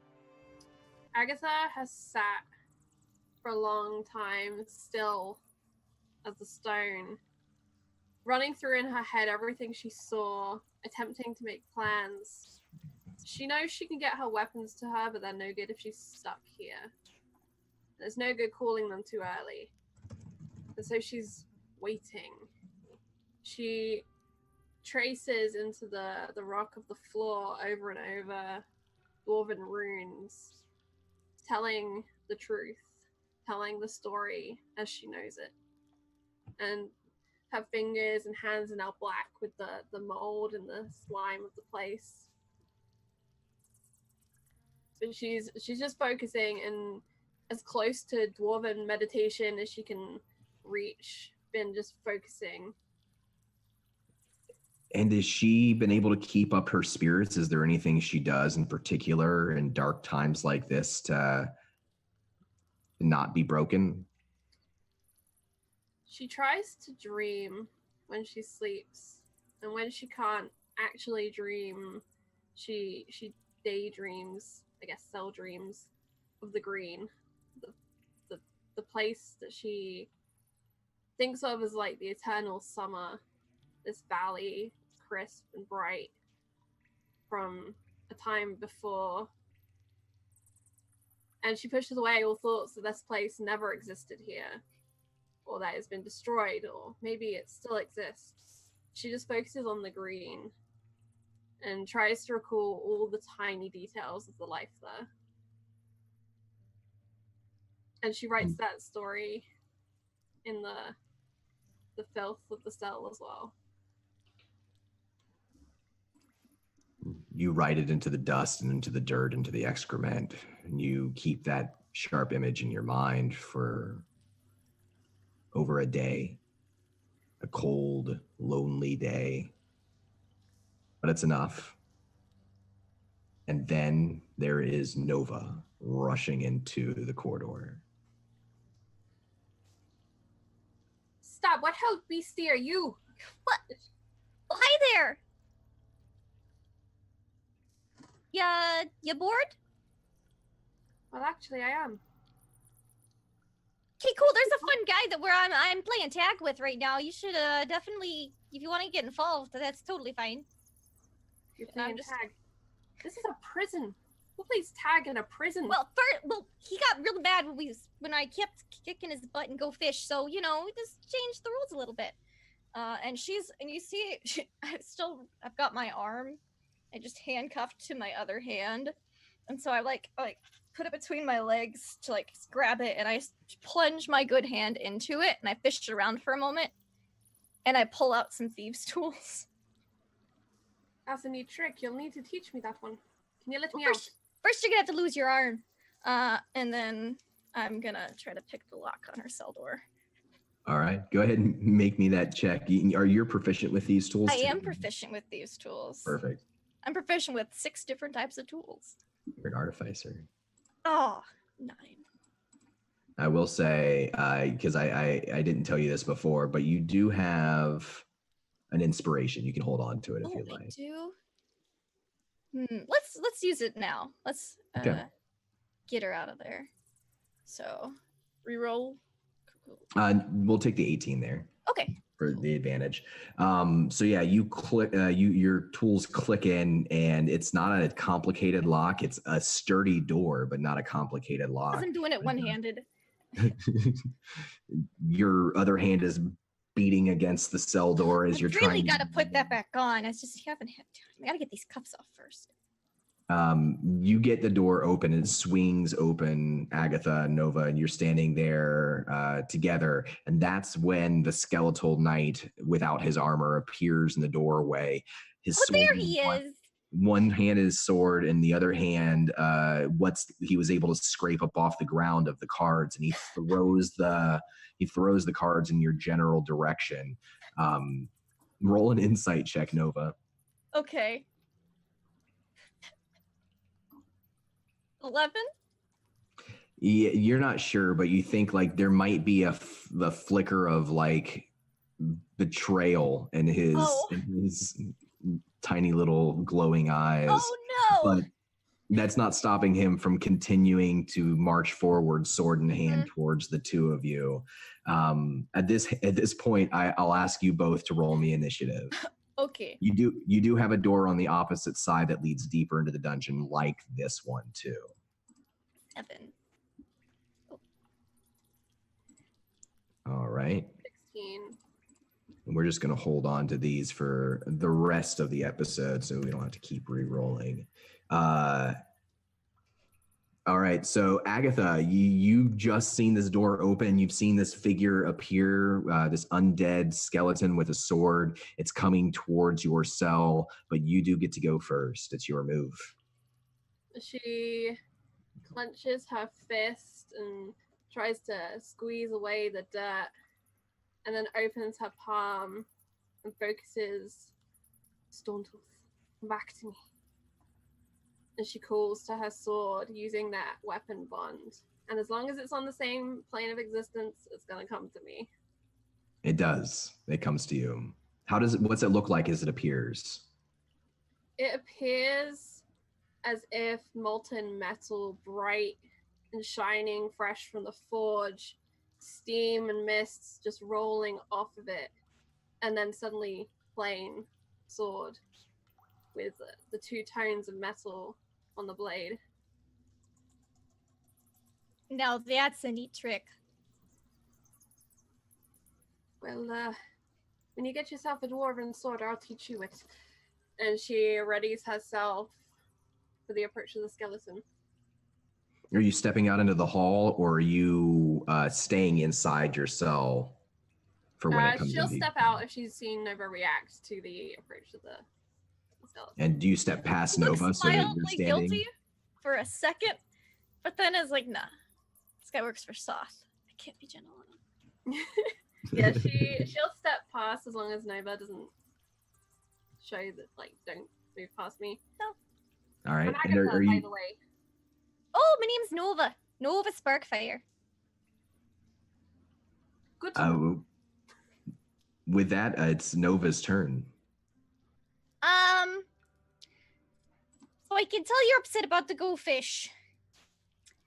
But it's just, I couldn't stay in that cell any longer. I'm not trying to escape, I'm just trying to explore the prison. It's real big, bigger than I thought it would be. But you're looking a little aggressive, so unfortunately, and you work for Soth, and I kind of have a beef with your boss, so, and she's just saying all this as she pulls out her wand again, and is just gonna cast, another ray of frost. All right. Make that attack. Oh, 2! Oh, no. This one goes off to the side of his shoulder, and it freezes up in the corner of this corridor there. And he continues to step forward. Or is she standing her ground, or is she moving away afterwards? She'll take a few steps back, like, kind of like flicking her wand, like, what's you? Did I drop you? Yeah, I don't think I've ever seen a wand that looks like a blade before. Agatha's like looking at this held out item. Yeah, it's got like some, like a coil on it and some like a spring and some interesting bits and bobs. It doesn't look like anything that should be used in combat. Doesn't look like anything should be coming out of that. Well, I mean, it myself. Does Agatha, does your summoning it, is it an action to summon it? It's a bonus action. It's a bonus action, right? So are you still had your action at the end of your turn? Are you waiting for it to approach you? Yeah, attack? I was gonna go like dodge action if it. Okay. She's not gonna make the first move. She'll wait. So it comes straight towards you, and it brings its sword down overhead. You do get to use that dodge to move aside. It's the difference between, well, it's still pretty good. So that'll be a 22 to hit. I use my reaction to cast shield on myself. So how does this look as it's bringing down its blade overhead towards you? So she sees the blade swing. She sees that glint of the like rusty sword. Tanal Kazaraga, and this wall of earth and stalactites and stalagmites kind of erupts around her. They're ethereal, but for the briefest of moments, it looks intensely real. And the sword just, and that makes my, I think this still probably doesn't work, but she would still do it anyway. Shield. That adds 5, so it's still gonna come through. But she doesn't know how hard it's swinging, so she was still react. So it cracks through your ethereal stalactites, and they shatter, and it comes through and strikes you for 18 slashing damage. And I need you to make me a Constitution saving throw. Okay.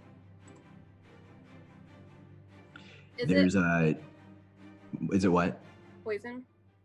No. But it is very cold to the touch. It freezes as it cuts through. There's something very wrong about this blade. And it's a feeling that lingers with you in your gut, despite the fact that you've done so much to keep your head straight. There's a certain amount of dread now as you face this creature. That's the end of its turn, and it brings it back up to your turn. But because you're within range of its undead aura, I need you to make me a charisma saving throw at the top of your turn. 14. You take 11 cold damage from being this close to it, and now as its eyes, that what were a pinpoint of light, get bigger and bigger and bluer, and the skeletal creature is emanating this wave of unnatural cold, and it freezes you to the bone. Sorry, can you repeat that damage for me? Is it 14? It's 11 cold. Okay. But it is your turn. She turns the blade and she's gonna make her first attack against it. All right. Two-handed swing. That's a hit. 15. Okay. For 12 slashing damage. All right. And swings again, just turns it, comes for another cross. 20 That's a hit. for 14 slashing. You slash through it twice, and one of them breaks one of the creature's bones. The bone is kind of like hanging off. It's a collarbone. It's kind of hanging off of where it was connected. You see it swinging kind of loosely there for a second, and then it begins to reconnect to the rest of the collarbone, slowly mending and creaks as it does. This could be a problem. Yeah, that's kind of why we started playing tag instead of cards. Yeah. It's my go now, isn't it? Yeah, unless Agatha is moving away or doing anything else with her bonus action. Bonus actions? I don't think so. Actually, yes, I can. I will use my bonus action to Misty Step. I'm just gonna bamf 60 feet down the corridor. Because I still have one of those slots left. So you're able to bamf. Are you bamfing in the direction that the creature in Nova came from, or in the other direction? The other direction seems like a plan. Nova Right, came from that way. I don't need to go that way. So No. you bamf right in front of the door. Yeah, and it's just like these mists just come up from the ground, swallow her up, and she jets through this warping tunnel. And do you open up the door there? Well, yes, if it opens, that's a good idea. Yeah. So you swing open the door, and it's more, this time, two sconces, one on either side of the wall, and a T intersection. No doors here, at least until you get to the intersection and look in either direction. I want to wait for Nova. Okay. Nova, it's your turn. All right. Well, this damn thing isn't working, so she'll just chuck it back into her arm, and she's gonna hold up her constructed arm, and she's gonna be like, "Time to resort to Old Faithful," and she's gonna firebolt a skeleton. Old Faithful Awesome. for a reason. Yeah. I was supposed to be rolling 2 more d10 because I'm 5th level, so I don't know why it's not. So, fix that. So that'd be 19 points of fire damage. So from your hand, this bolt is coming out. Mm-hmm.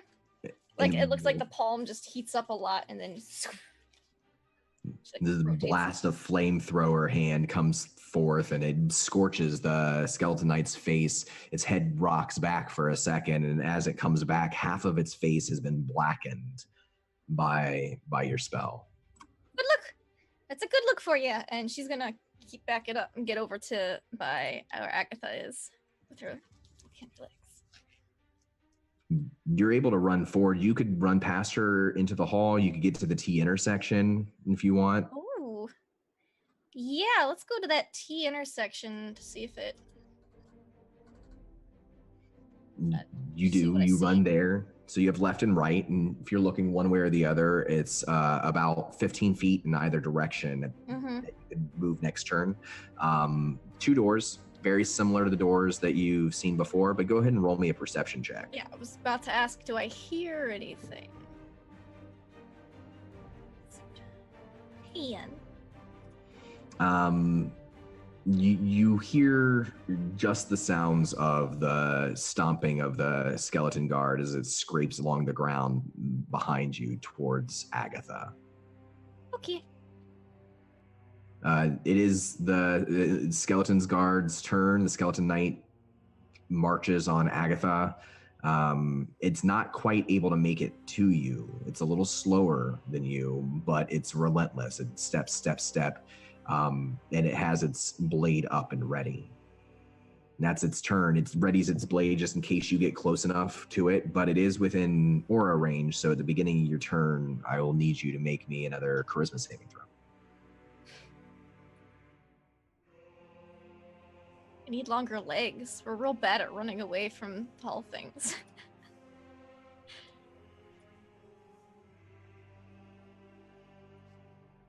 This time, with a 19, you are able to hold off. You kind of put your hand up and you kind of withstand because you're expecting it, this wave of cold that passes through you. It has its blade up in a guard position. It is your turn, Agatha. Oh, you're muted.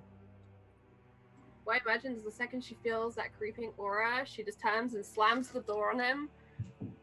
And kind of throws her back against it and is going to look around for something that she can kind of wedge into this door to at least slow it down from opening it. It can help.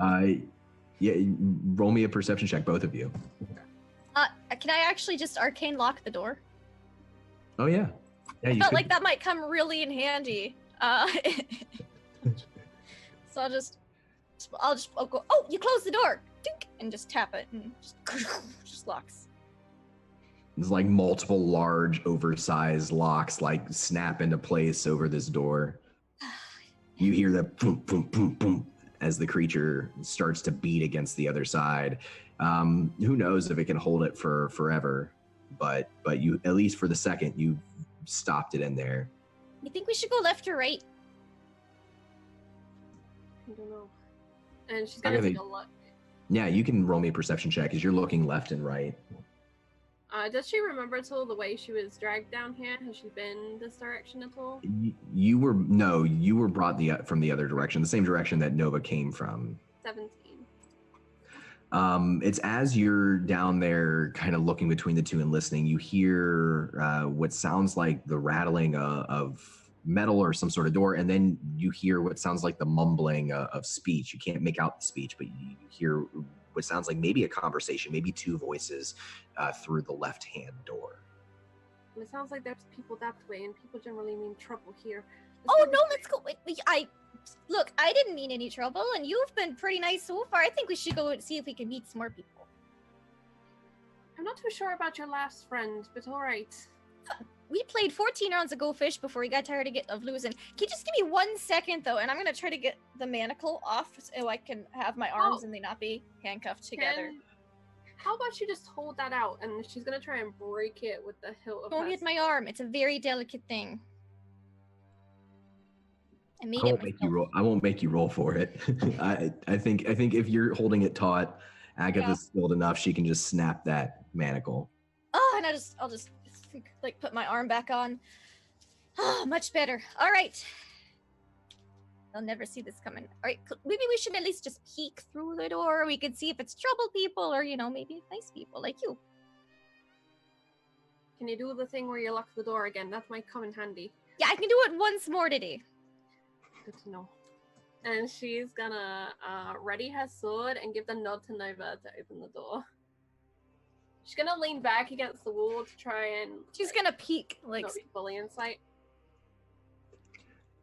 So as you pull back the door and you're peeking through, you look into another corridor with another room, 4 more cells, another door at the end of this corridor. But in 2 of the cells are occupants. One, a man, a human, Vishard, who is in ragged clothes. He looks like he's been here longer than you have. He's like at the edge of his cell inside. He's got like a long pole. It's actually one of the bars. It's the bar from the other cell, which has been ripped out and wedged in between, stuck upon trying to escape, is Rookon, the large minotaur. His horns are caught in the bars. So he was still like trying. So the banging you are hearing is the sound of his own horns like banging against the bars. She's gonna like come out for the door. More escapees! See, I told you, it's gonna be a real party. And then she'll kind of like just fling the door open and go, hello, fellow escapees! Oh, and hello, big guy.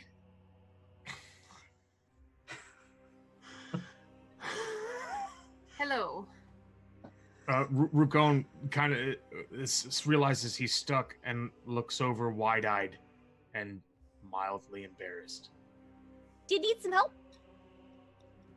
Are you one of them? Am I one of who?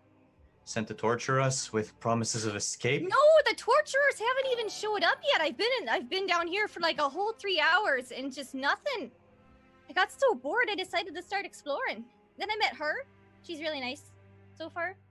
But don't play Go Fish with the skeletons. They get real grumpy when they lose. Minotaur. That's what they said. Agatha kind of is talking to herself as she takes in the scene and lets Nova do her talking. Now, do you need some help slipping out through these bars here? Yes. 'Cause I have just the thing. I'm gonna.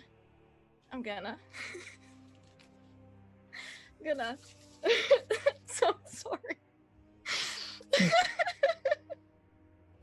I'm gonna cast grease.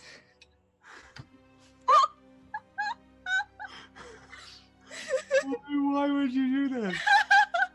I want the scene of the Minotaur just running in one's pocket. I want to cast it like not on the floor. I want to cast it like above, so it just greases everything up, and you shouldn't be able to slip right through. Rookone, make me a dexterity saving throw. If it's a thing I can see, I have advantage. Wait, no, I don't. So you have canceled out because of your injury. Hold on. It's a strong 4. So you do slide out, but as you do, one of your horns hooks the back of the bars behind you, and it pulls your head, and your legs go straight up into the air. Your back slams into the ground. Can I try to catch him? Yes. With athletics, or did you have another? Are you like disco sliding in there to romantically catch Rookone right now? Yes, I am. I'm not very strong, so it's probably not going to go terribly well, but she's going to give it a go. Give me an athletics check.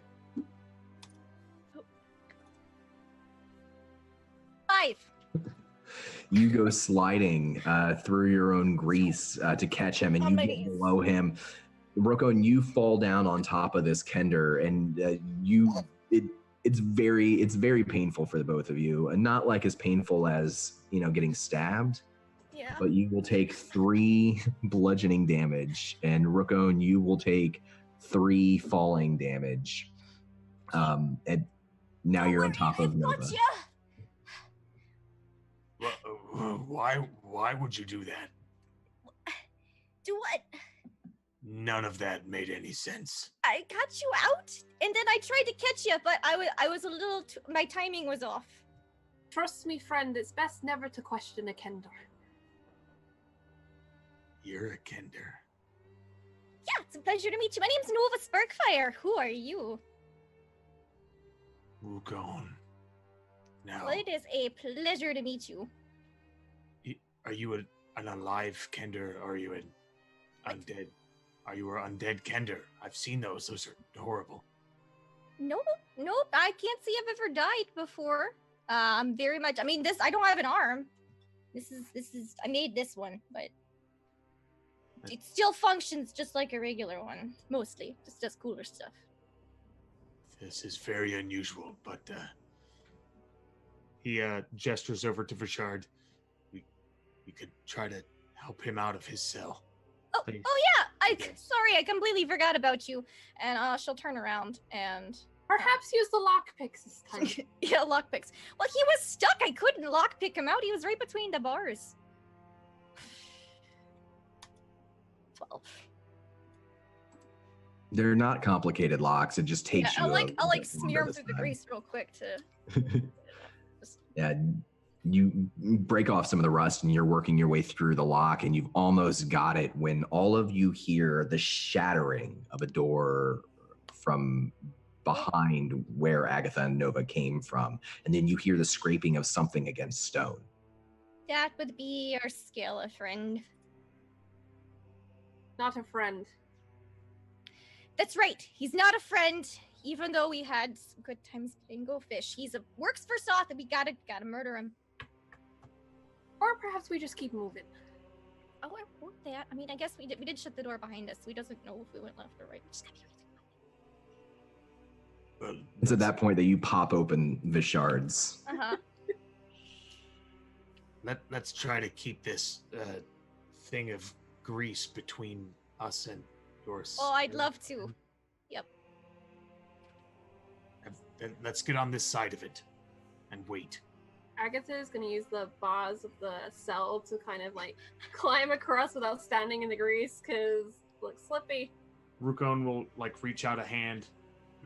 You're not a dead person, right? Not today, friend. Yeah, a real thing with dead people, don't you? Well, so do you from the sounds of it. Well, no, he's just was Playing scared. cards. I was bored. Vishard, Yes. you've witnessed all of this. You haven't really seen a living soul. It's just been the skeletal knights that have brought you food, and even then barely any for weeks now. And then all of this is happening right now. You hear the scraping of the sound, and you know that sound to be one of the guards. And they've just opened up this door. They're all kind of meeting each other for the first time. How is Vishard processing all this right now? What's he doing? Right now, Vishard is stunned by the amount of conversation and living souls he sees in front of himself. I went from complete isolation to there is now a minotaur, a dwarf, and a kender. And it feels Like like a the bad beginning joke. of a joke. Yeah. And they're all talking, and they're all, I mean, Nova is so cheerful, and this is not the place to be cheerful, so I'm a bit confused. But seeing that I have a chance to escape, I'm going to take it. And I'm going to join Rukon and Agatha on their side of the cell. As Rook had offered out his hand to Agatha, so Agatha offers out hers to Vishard. I'll take it. She'll put you across. And by the way, Vishard's my name. Agatha Runrock. Nice to meet you. You have the four of you gathered now on the other side of the grease, and you can see the skeletal knight clambering down across the hall. He moves with awkward, jerking motions. It's almost like he's throwing his body forward in one way and then another and another, and his bones are rattling in the meantime. But he is dragging behind him, to the side of him, his great sword, and he's approaching you. Now you have a door behind you. You could run, or you can stand and fight. With the grease in front of us, Agatha is going to call on the forge fire, and she's going to set fire to the grease. Oh, yeah, that was just about to do that. We could do it at the same time. Yes. The two tiny women turn to the grease, glance at each other, and just unleash Yeah, she just twists on the fire and she twists it off. down through the blade of the sword. It catches in a line. The fire reaches up to the stone. It's licking the top of the ceiling of this corridor. You can see through the smoke and the flames that this creature is still coming towards you. Are you standing your ground? And if so, in what order? I'll be first. Agatha will stand with Rook if it looks like Rook's not going to move. Is there enough room for me to poke using the bar as a pike from behind Rook and Agatha? Oh, yeah. We'll say it has 10-foot reach. It does 1d6 damage. Sure. And we'll call it bludgeon damage. But you can use it like a pike. Yeah. How tall is Ruko? Well, that's a good question. Very tall. One of the taller minotaurs, and I think they can get up to 7 feet. So I think. Okay, so me being a whole, 3 feet tall, if I was to stand right behind you, I could just look between your legs. Technically, with a Kender, do you have that gnomish thing where you can stand in the same space? Can you just stand between his legs? I'll if do you that. wanted. Yes. It's a choice. So you have a line of 3 up in the front with Veshard behind, using kind of like ready to jab the bars like a pike. Veshard and Rukon, go ahead and roll me initiative.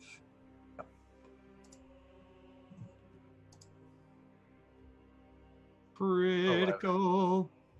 Okay, so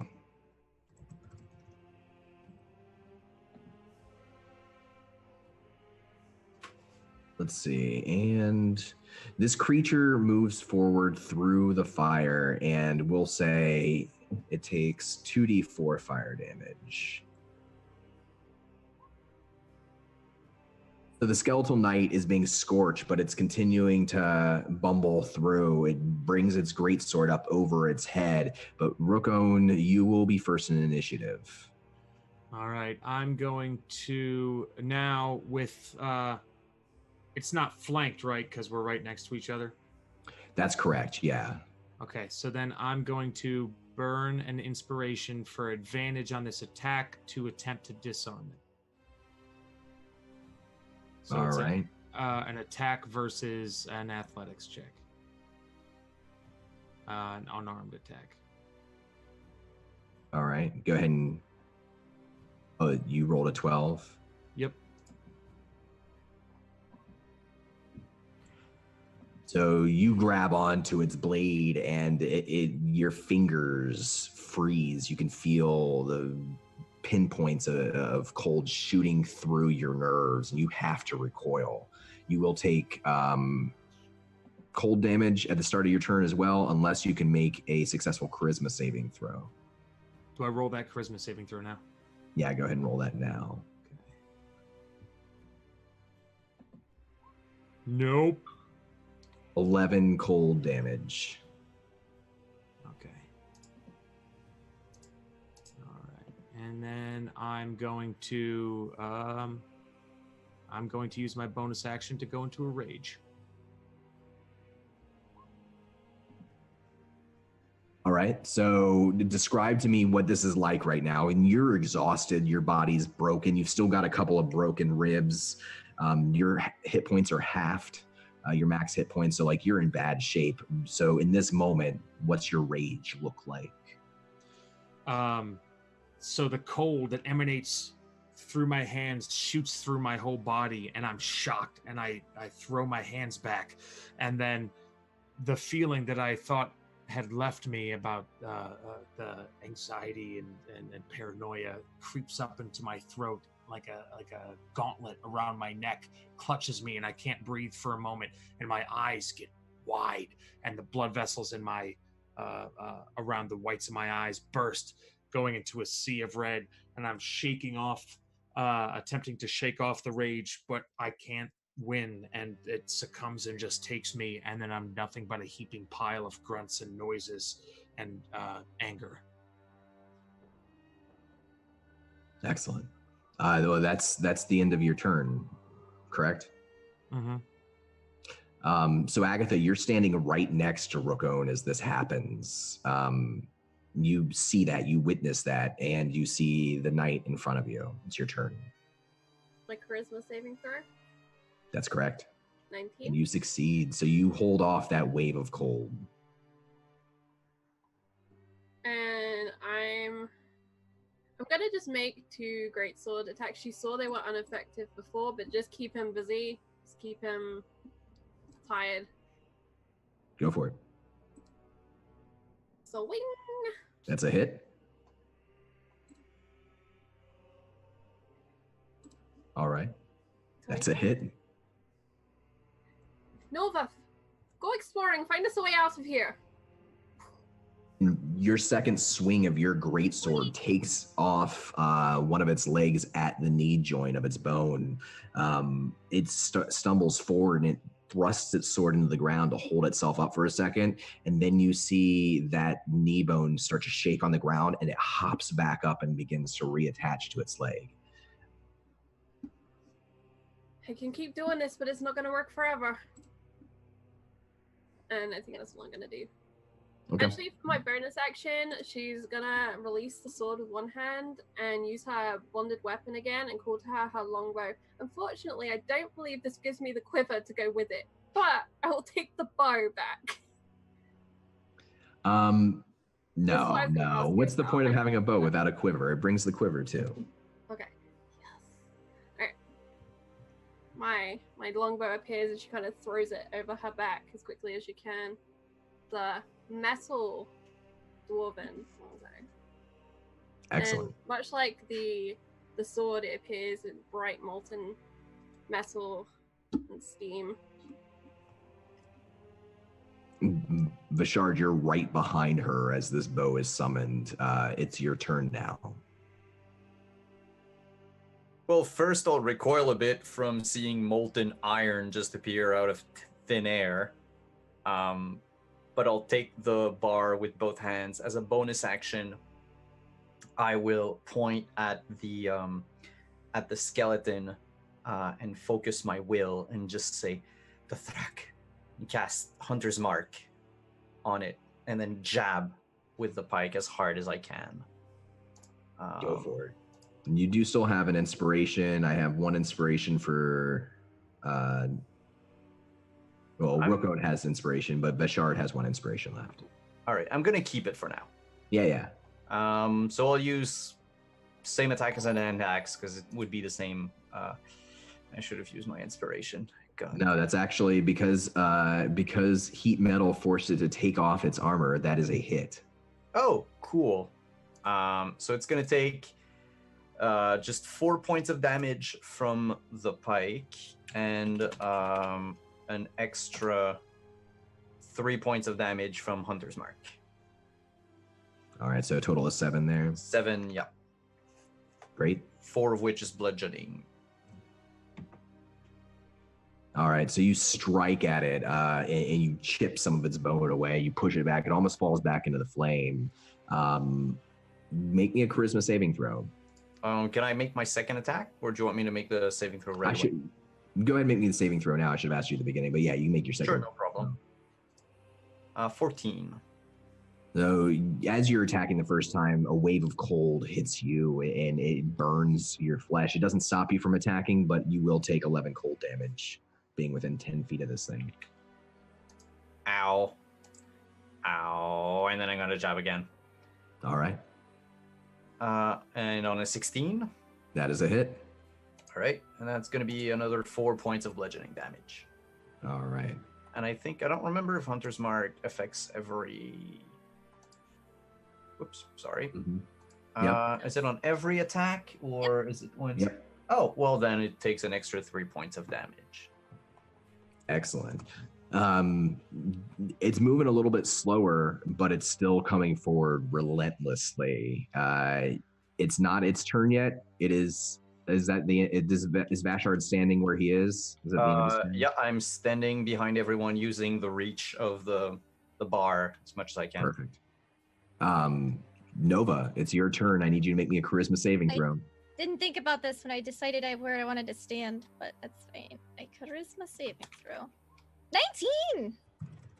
So you're able to withstand the aura of cold as it washes. I'm in a very warm place right now. So, I'm going to, I could go look for another way out, but this thing's just going to keep coming. So, I'm going to take him out. I really want to cast Fireball into here. But at the same time, it's a really small space. So I'll just Firebolt it again. And then... All right. Firebolt. 19. That is a hit. And it's still only rolling 1d10. So I'll roll another... Oh, why? 14 fire damage. Okay. And so you blast it with another bolt of flame that comes out of your gauntlet, out of your metal arm. And again, it scorches by it. This thing at this point, most of its bones have been licked by flame. It's very charged. It's standing in grease that's on fire. So that's right. It's still taking damage from that at the start of its turn. Is she standing her ground after she bolts it? Yeah. That's a bad decision, but yeah. All right. It is the beginning of a Skeletonite's turn, and he will take 2d4 fire damage. That's right. He is still up, but he's staggering forward, and again, those pinpoint eyes lower down between Rookone's leg and to Nova. accusing you of maybe cheating at cards or I'm just really good at tricking you. goldfish. It's going to strike downward at you with its greatsword in a thrust, and that's going to be a 20. It's All right, that'll be 18 slashing damage, and go ahead and roll me a Constitution saving throw. all right then. Oh no, not one. You, as this blade cuts through your side and tears into your side, Nova, you feel that coldness creep into you. It's strange for a Kender. You're not used to feeling fear, but in this moment, you do.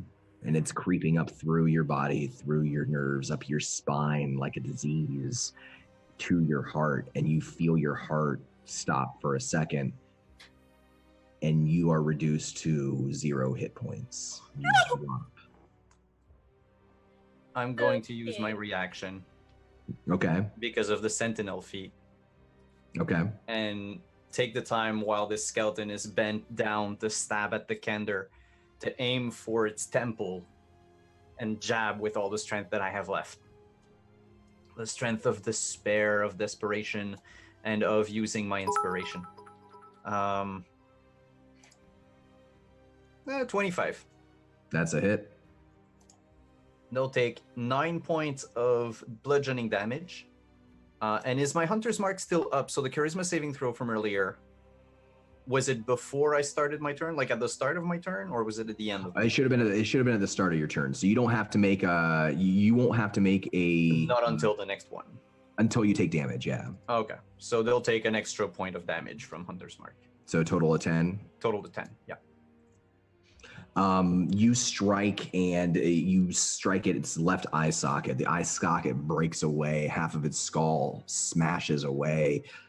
Those bits of skull kind of hang in the air and shake in the air, and they're slowly flying back into place. But this thing all of a sudden is looking very unsteady on its feet. Because of plot armor we we have Nova I'll give you 1 hit point. So you're conscious at 1 hit point.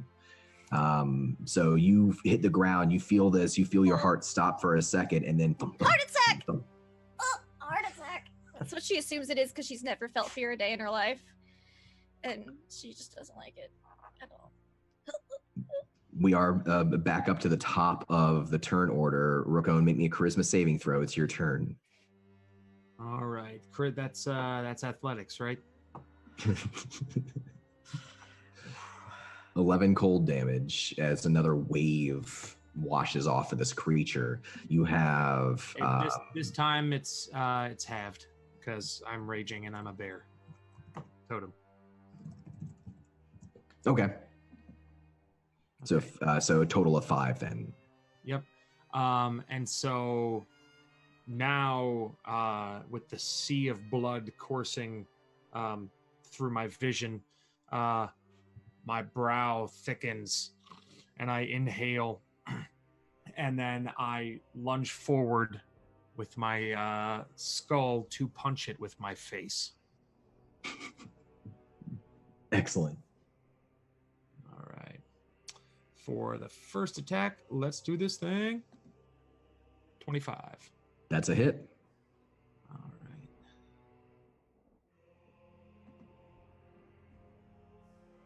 12. And even as its face is starting to reform, you smash your face into it, your horns into it, and it begins to shatter away again. Right now, even though those bones are still hanging in the air, not shaking as hard, all that's left of its head at the moment is its lower jaw, which seems to be clomping as though we're expecting to clatter its teeth with an upper jaw that's no longer there. All right, and it's still up? It's still up. Okay. Well, then I'm going to hit him with my horns again because do it. I'm going to use an advantage on this. So down to 8, punch him with my face. Here we go. Doing it. 22. That's a hit. All 12 piercing again. You shatter it this time down through its jaw, and you compact and break its upper spine, pushing it downward. And as it does, the rest of it falls to the ground into the fire in a heap. And its weapon is on the ground? Its weapon is on the ground. I make a move to grab it. Roll me a Constitution saving throw. All right. 10. As you grab hold of it, you feel that icy feeling that you felt before shoot up your arm. You're able to hold on to it, but it hurts. 5 cold damage is after the half. So it's 11 cold damage, 5 total. You can continue to hold on to it at this point, or you can let go of it. If that's going to continue to happen, I'm going to let that shit go. Let it go. And you drop it and it rattles to the ground. Is that the end of your turn? Are you doing anything else? I'm on the lookout for more threats after this one. Nothing immediate. The grease fire is starting to die down. The pile of bones is on the ground. I guess we'll break away from initiative here. Agatha, Nova, Bashard, you see him smash the staggering bag of bones into the dirt. Nova's on the floor in a crumpled heap, and she's just like, my hero! Agatha bends to help Nova up to her feet, putting a supportive arm around her waist if it seems like she's struggling to stand.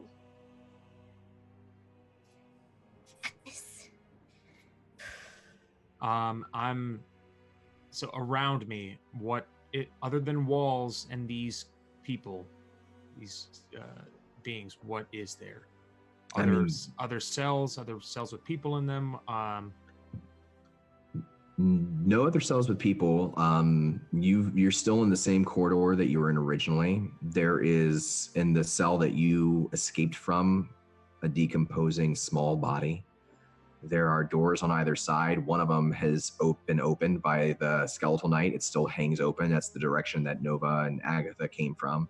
There's a door on the other side. All right. So my objective in the just under a minute I have left from this rage, I want to destroy the structural integrity of all of the cells I can in the amount of time I have left. As Rookon goes about smashing cells and breaking as much as he can, what's Vishard doing in this moment? I'm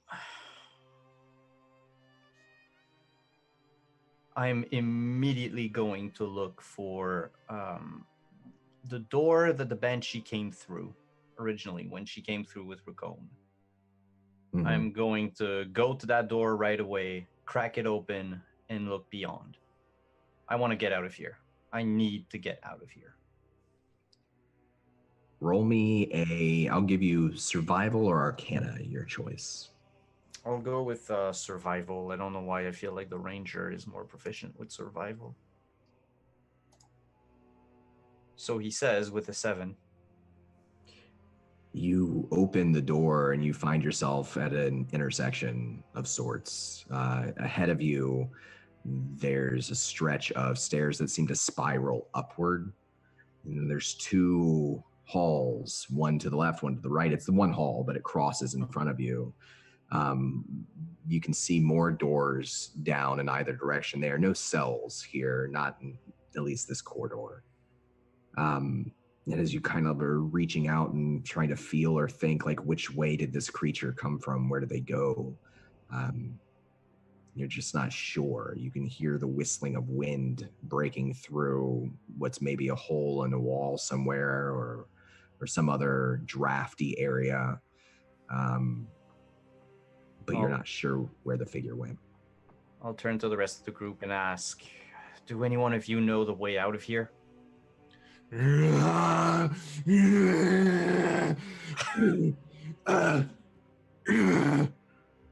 inclined to suggest that Ragorn is a way out of here all by himself. Oh wait, I don't know his name yet. I'm sorry. I have to go back. I'm inclined to suggest he is a way out of here all by himself. But the way I came in was back that way, and I'd rather not go that way. I'm inclined to agree. Yeah, I came in from that way too. They dragged me down here and just stuck me here. If there's a wind blowing through, that means there's out. It means there's There's got to be. But there are some things worse than that skeleton somewhere in the corridor. Crumbling. If we can find a wall, we can break through. It's not a mountain. It's just a wall. I'm inclined to follow you then. I have nothing. I have this bar to help. I'll help as best I can. We better move quickly. We're making enough noise to attract the entire castle. Oh, no, I have a thing for that, if you want to huddle close. Today has been a curious day.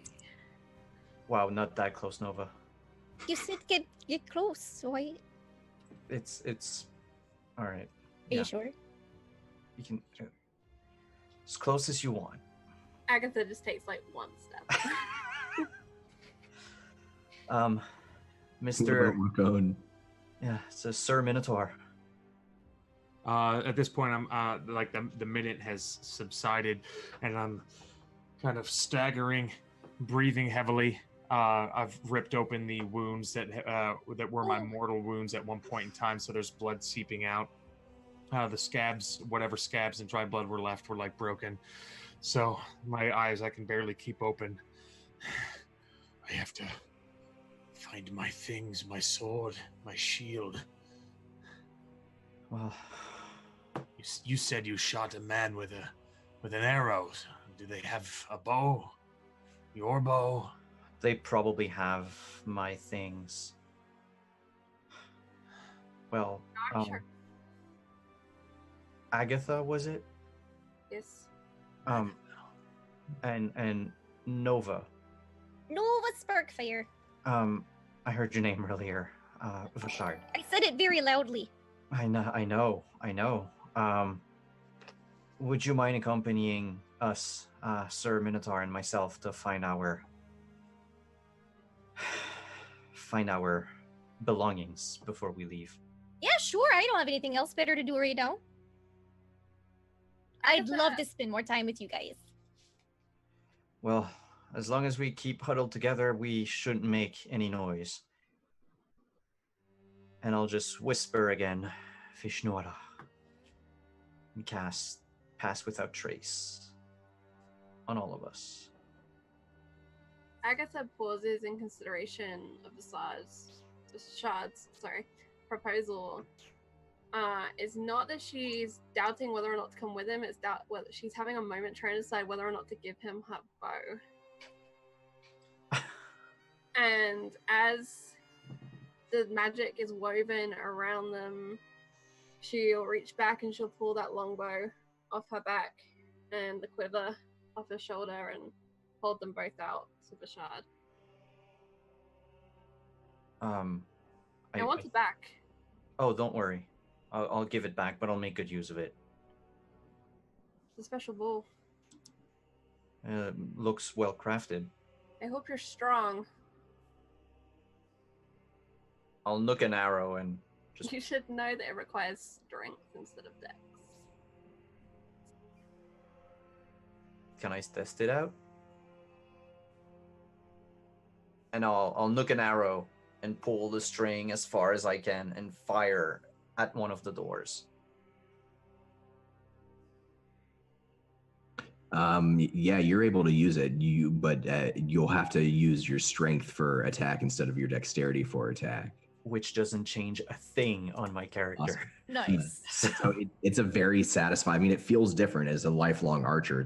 It feels very different. The tension on the string is much higher, but there's a certain satisfaction when you release it and it sticks hard into the door. That is an amazing piece of work. Dwarves know what they're doing when it comes to weapons. dwarven bow. Well, thank you for entrusting it to me. Be careful around it. It's got a funny mood. I'll just eye the bow confusingly. A mood, you say? Dwarven magic kind of mood. Let's go. And she's gonna All right. down. So again, outside, if you're to go in the opposite direction you came from, you can go left or right, or you can go forward, which has a set of stone winding stairs. It's a little bit wider of a hall. Are there any doors in this hall? There's doors to the left and to the right on both sides and at the end. Like as we're passing by these doors, do they have like grated windows, or can we see? Are you looking for anything in particular? Just, you know, a random table next to the prison cell with all of our stuff. Okay. I'll Looking make for the you locker room.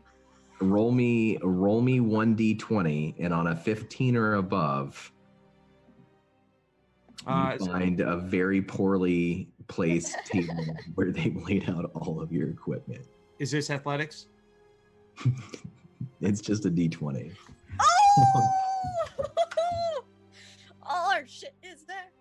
I think the skeleton knights here, they don't generally use a lot of critical thinking. They're not used to people actually breaking out or putting up a fight. So you do. You look through a couple of windows, and then you see a table. It has all of your equipment on it that you're missing. Anything that was on your character sheet before you entered into Dargard Keep, you can retrieve.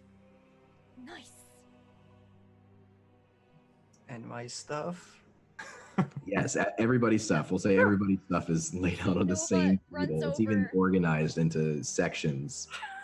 Pulls herself up on the table because she's really short. 3 feet tall doesn't reach most tabletops. And she'll pick up a crossbow. Like, hello, I missed you.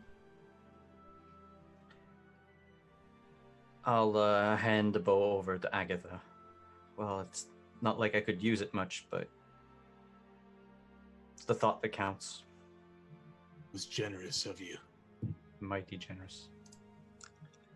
We all need to survive if we're gonna get out of here. I don't suppose there's like a giant ham hock I could eat to regain half my health. No. Okay. It's the wrong game. Everybody can make me a perception check. Red Warrior is about to die. Don't worry, I've got a few tricks up my arm. Don't have sleeves. Oof.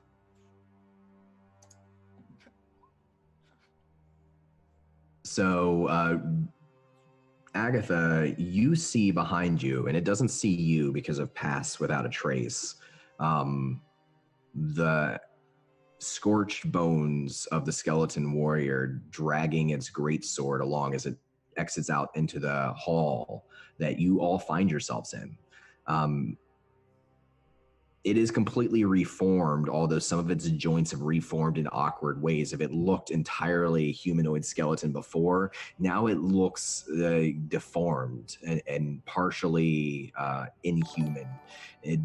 It's moving slowly, but it's moving consistently, and it's dragging its sword behind it. It moves forward towards the stairs, and you see it disappear from your view. Ruko, and you would see this as well. We might be in trouble. Is that the thing we just crushed? I believe so. Yeah.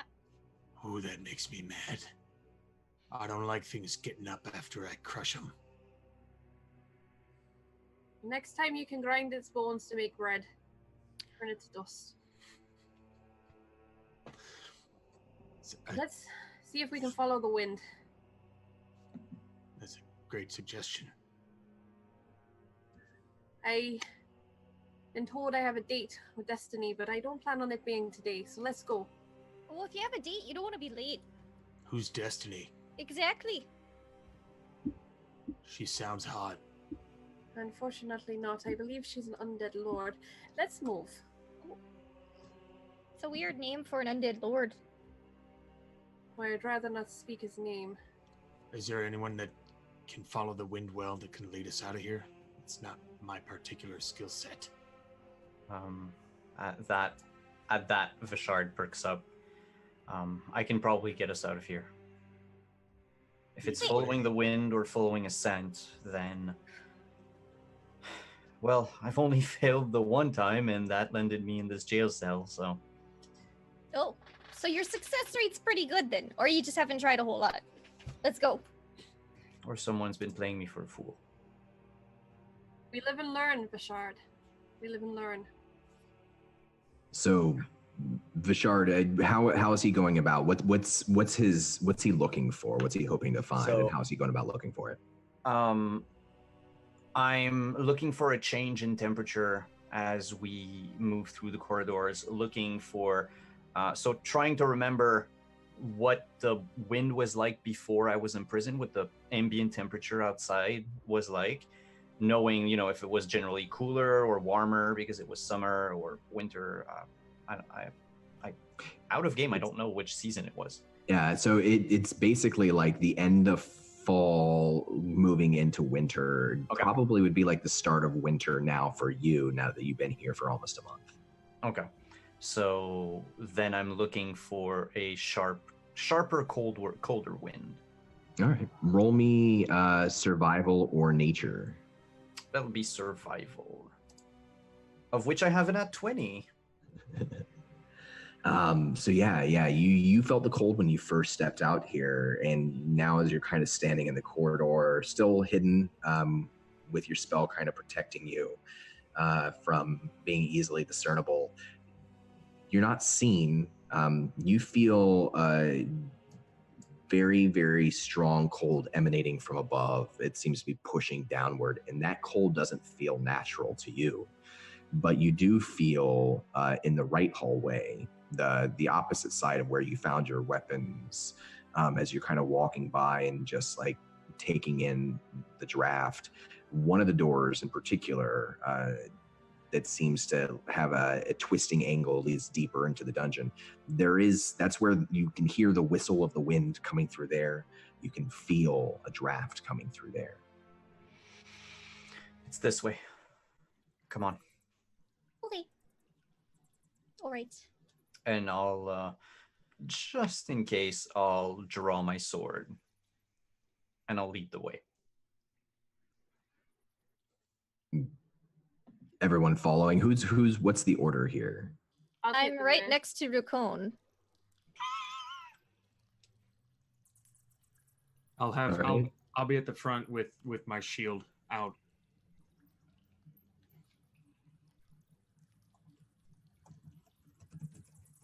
All right, so you press further into this corridor. You move past several more cells, some empty except for the remains of their previous occupants.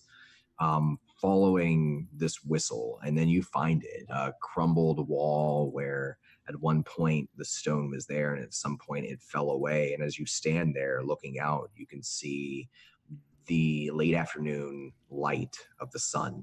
You can see a very steep decline down the foot of the mountains here as the castle itself is set into the foot of the Dargard Mountains.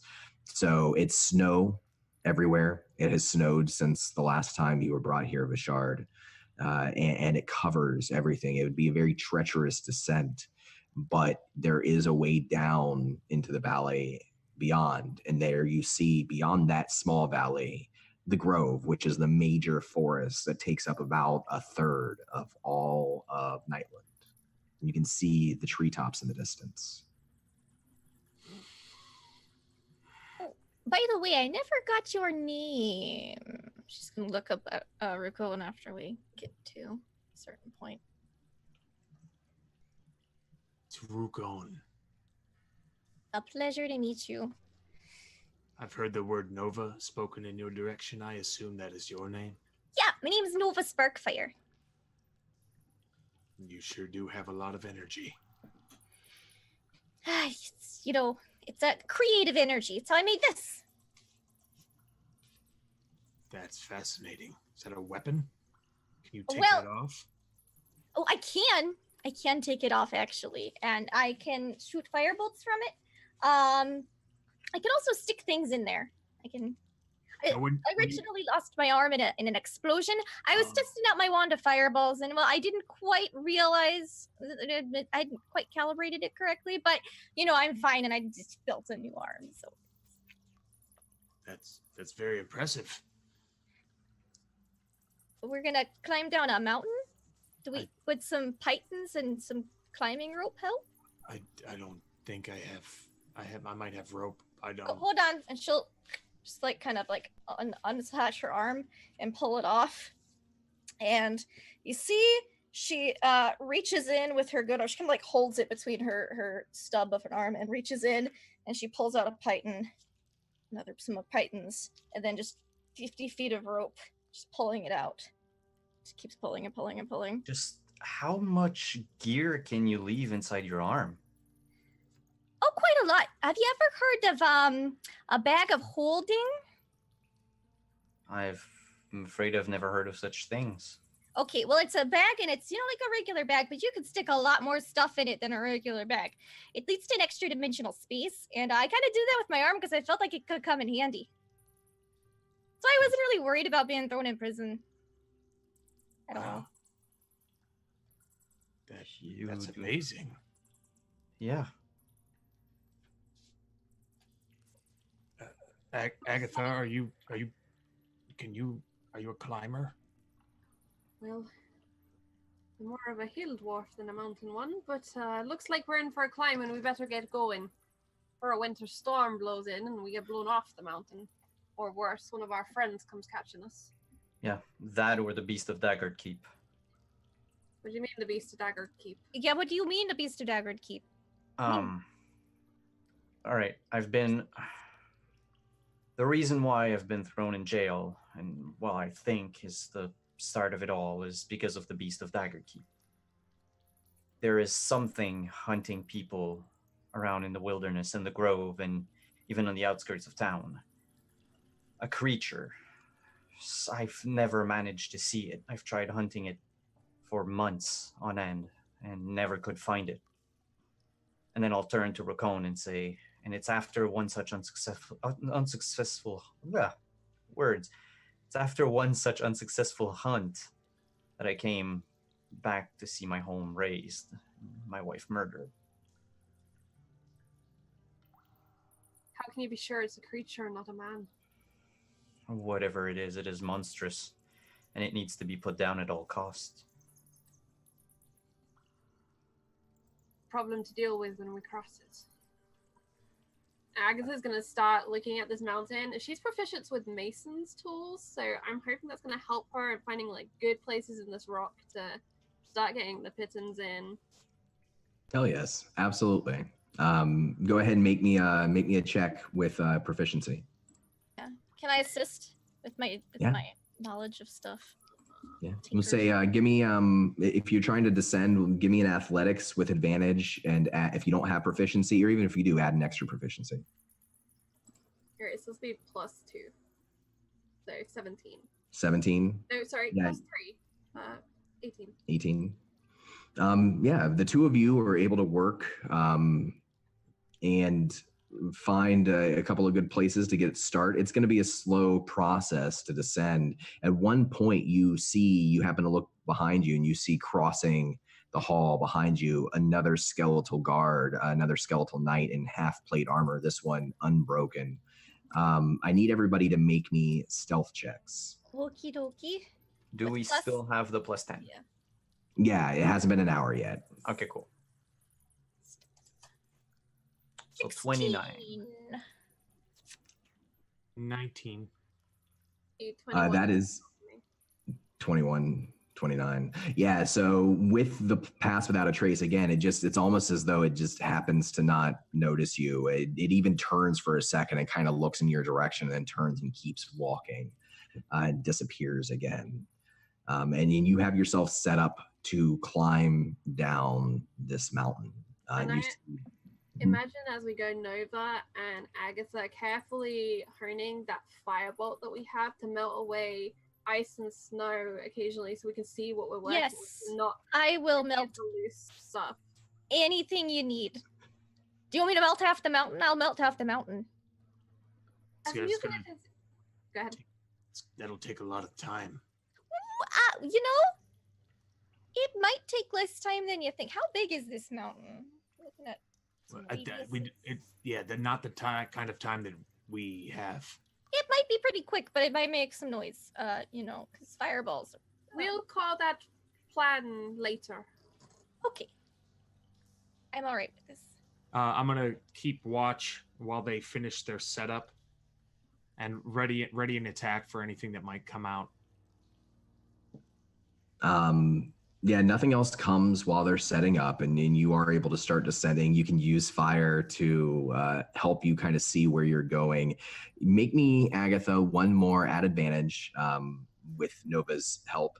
One more athletics check plus proficiency, and everybody else make me a regular old athletics check.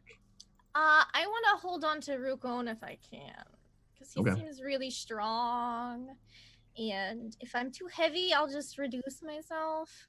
Let the mod reduce for a minute. So with my exhausted condition, can I use an inspiration to make it advantage, or does it cancel out? Absolutely. Yeah, you can do that. All right, so I'm down. I believe I'm down to 7. Hold on, that's not what I wanted. 29. All right. And Nova, go ahead and give me athletics. Or did you say you're shrinking down? Yeah. So you don't need to do it then. So Ruko, I cast reduced on myself, and then just like you're climbing down, and you happen to glance over your shoulder, and you see like a tiny Nova just kind of perched here. This is not the time for questions. Beneath you, at the bottom of the mountain, you can see now the military town with high walls of Dargard. This is the town outside of the keep. The keep overlooks the town. This is Vishard, where you're from. And you descend the mountain towards the town, and beyond the town lies the Grove and the rest of Nightland. That's where we're going to end, with you all dangling and climbing down. And we will return for more adventures in Dargard Mountains here in just a couple of weeks for you. Next week, we will go and join the rest of our companions and see what they're up to on the south side of Nightland. That's this for tonight. And man, it was a blast. I loved all of your guys' characters tonight. So much fun. It felt like the same game in a totally different game, and I just loved it so much. Thank you all very much for this. Let's go around in a circle and say hello to everybody, how you're doing, if you had any thoughts about tonight, and where we can find you online. And let's go ahead and start with Charlie. Charlie, how are you doing? I'm doing really good. I hadn't realized at least in my head, how long it's been since I played D&D. And I was like, I don't remember how to do any of this. I was like, I just keep asking Dawn what I can do. It'll be fine. But I am so excited to finally be playing this game. I was nervous as heck going into this, but I mean, Lindy's here, Billy's here, Simon is here. How could it be anything less than wonderful, especially with you here, Dawn, putting up with our shenanigans as we go in the opposite direction from any direction we're meant to go. Yeah, I had a blast, and thank you so much to chat as well for being here and coming back and joining us again in Dragonlance. Yeah, I loved it, and I loved Agatha. We've been talking about Agatha for a little while now, ever since we originally started talking. I think it's been a couple of months almost since we started talking about the character. It's great to see her come to life, and everybody's character come to life. And I love the fact, like, I prepared for tonight, but even while I was preparing, I was like, I don't, like, what am I doing? They're gonna go over. I'm not gonna be able to predict what's gonna happen, and that totally happened. and I loved it every moment. So I can't wait to see what happens next. I have no idea, but I'm very excited to see what happens for all of your characters, and I'm very happy that you're here, Charlie. It's great to finally. I think we played a couple of games at convention before, but getting to actually sit down and play some D&D together, it's been a blast. So a little bit different from Honey Heist. A little bit different. Equally violent. Yeah. Equally violent. Actually, less violent, I think. Yeah, I think our Honey Heist game was particularly violent, but that's a story for another time. Yeah. Shout out to Kiana. But yeah, I made a couple of mistakes tonight, but we caught a couple of them, and they'll be better next week or when I next appear to study some more. I'm so excited. This is really fun, and this world is terrifying, but you know, I have Lindy on my team. Nothing is terrifying when you got Lindy on your team. Speaking of fearless, Lindy. Yeah. How are you doing? Yeah, you know, I'm doing great. Thank you so much for having me. This was a blast. Nova is, I love her. I love her so much. And I was like, well, she's at 0. This was fun. She's okay with leaving the castle now because she's not feeling particularly well, and she doesn't want to face off on a bad day. Even though she came here to challenge him, it wasn't that hard to get in. She could get in again. But yeah, I can't wait to play again next time. Nova is super fun. Everyone else's characters, I love them so much. I just want to give Simon's character a big hug. It seems like he needs it. Just needs like a light in his life, and I feel so sad. But you can find me online at LaughLoveLindy on Twitch, Twitter, and YouTube. I play in and GM a lot of tabletop RPGs, particularly Mr. Ravenloft on my channel on Tuesdays. Playing some Mondays in Exandria on Mondays, and starting up Cult on Encounter Roleplay next week. So you should come check that out. I'm real excited about that. So, yeah. Awesome. Let's go over to Simon. Simon, welcome to the fun, man. How are you doing? Oh, hi. I'm doing amazing. I loved every minute of it tonight. I've been looking forward to playing in your world, Dawn. It's the type of world, the type of brand that I happen to particularly enjoy. So this was my sad boy Vashard. Hi. Sorry if I made people I made people sad tonight, but that's the point of it. You can find me online at on Twitch at twitch.tv/wanderingdm, on Twitter at wandering_dm. I stream on my channel practically every day of the week, from D&D Dark Matter to Castle Falkenstein to Pope Cthulhu to regular D&D. So if you want to stop by and say hi, feel free to drop by any time of the week. Awesome. Yeah, and we'll talk soon, but we will see more of Vashard, and I'm excited to see how his story will continue to play out. I really enjoyed him today, and I also enjoyed that everybody came and cosplayed today. I think that's awesome. I know all of you have more tricks up your sleeve than what you shared with us today. But yeah, I loved it so much, and I'm glad that you enjoyed it. You said this world to me means a lot to me. Is one of the worlds that I grew up in. This is a particularly grim version of it, but to be fair, the original version of it's pretty grim and inspiring and lighthearted in moments. And I'm glad that we got to have a little bit of everything tonight. That was awesome. Let's go over to Billy. Billy, welcome back. What up? Yeah, so I died. I didn't know any of that was guaranteed, that I was going to be able to come back, and I saw a really great opportunity for a really great arc and a great story. So if it did end when that happened, I would have been content. And I got to have a choice in it. It wasn't like necessarily a roll of the dice. And these people are awesome. Like this is like a fresh new story. Dude, Vashard is fucking dope. Finally, like, we've been hyping up Agatha and talking Agatha for so long, and I had no idea what Lindy was going to come to the table with. So I've played with her on some occasions before, and like, her energy's unmatched. It's crazy. but I'm also really looking forward to discovering more about Agatha, because she's been keeping a lot. Charlie's been keeping a lot under wraps. So I feel like that's it's gonna be like a slow blooming flower, and I'm just like paying attention now. It's like, oh, this is who this is. Okay, all right, let's observe. Don, great job tonight. Chat, everybody that will be watching on VOD, thank you guys so much for everything. You've been great to interact with tonight. This is I've missed this.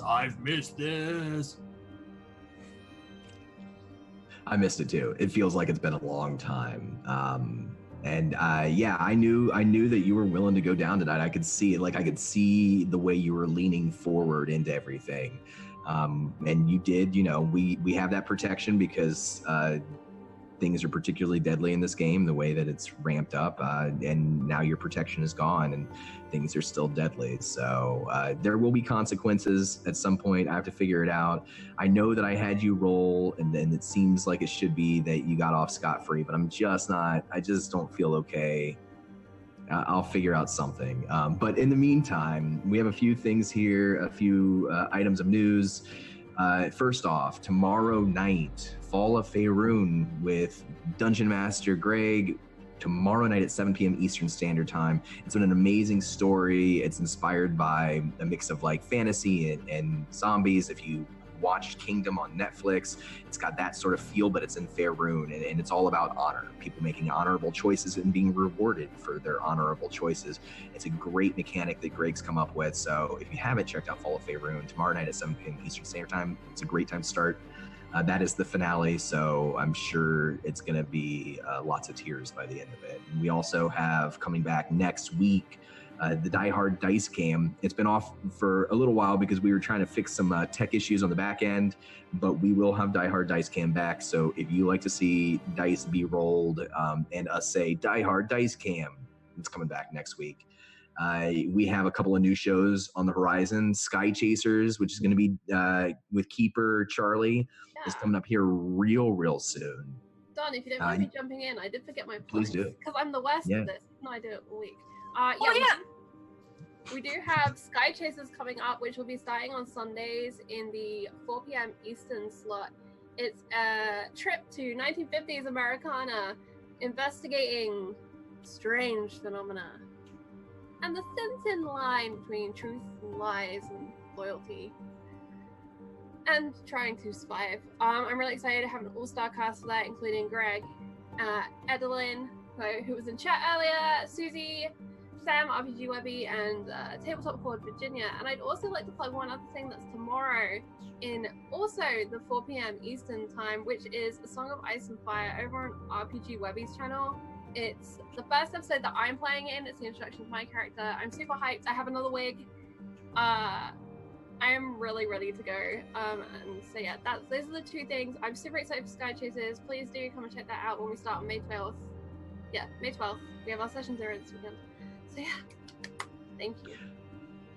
Yeah, I'm really excited for both of those shows too. I'm in Sam's Game of Thrones game on Thursdays at 4 p.m. Eastern Standard Time too. I'm not in tomorrow's episode, but I'm playing a Dornish Knight. I'm really enjoying it as well. So definitely check that out. And that all those folks in that show are friends of the channel. They're part of Sky Chasers that's coming up, which I'm very excited for. I love X-Files and I love Cthulhu, and the idea of mixing the two together I think is brilliant. So there's a lot of good things happening. Bad Moon Rising is coming soon to the channel on Mondays at 9 p.m. Eastern Standard Time, and that's Urban Shadows. It's a great cast. It's a great system powered by the Apocalypse, so check that out too. We have it's the new season, so everything's starting. There's gonna be a lot of surprises, a lot of fun things coming up.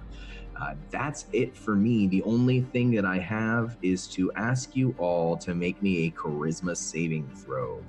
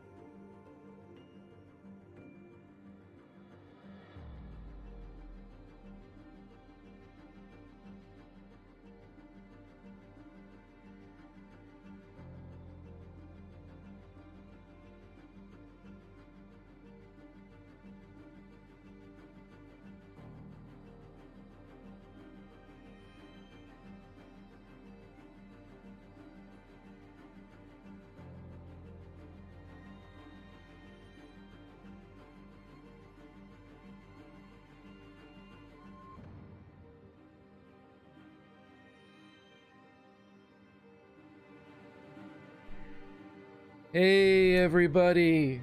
This is a voice from beyond. I'm not sure if you can hear me, but this is Greg. I'm up in the corner. And because we expended the time limit on my headphones, the new headphones need to be updated, so you can't hear everybody else except for me. Ooh. But I will tell you this, if you want to know how our corruption rolls go down below to the Discord and join everybody in the Discord, and there you'll find out what happened to these wonderful, wonderful crew as they roll their charisma to find out what happens next week. But make sure you show up next week, because then we will be going back into May Black Roses Bloom, and there will be Honoria, and there will be Averin, and there will be Sir Reardon Pathwarden, and we will be heading north to meet these wonderful people. But until then, everybody, please stay frosty. We love you all. Good night. Thank you, Legion.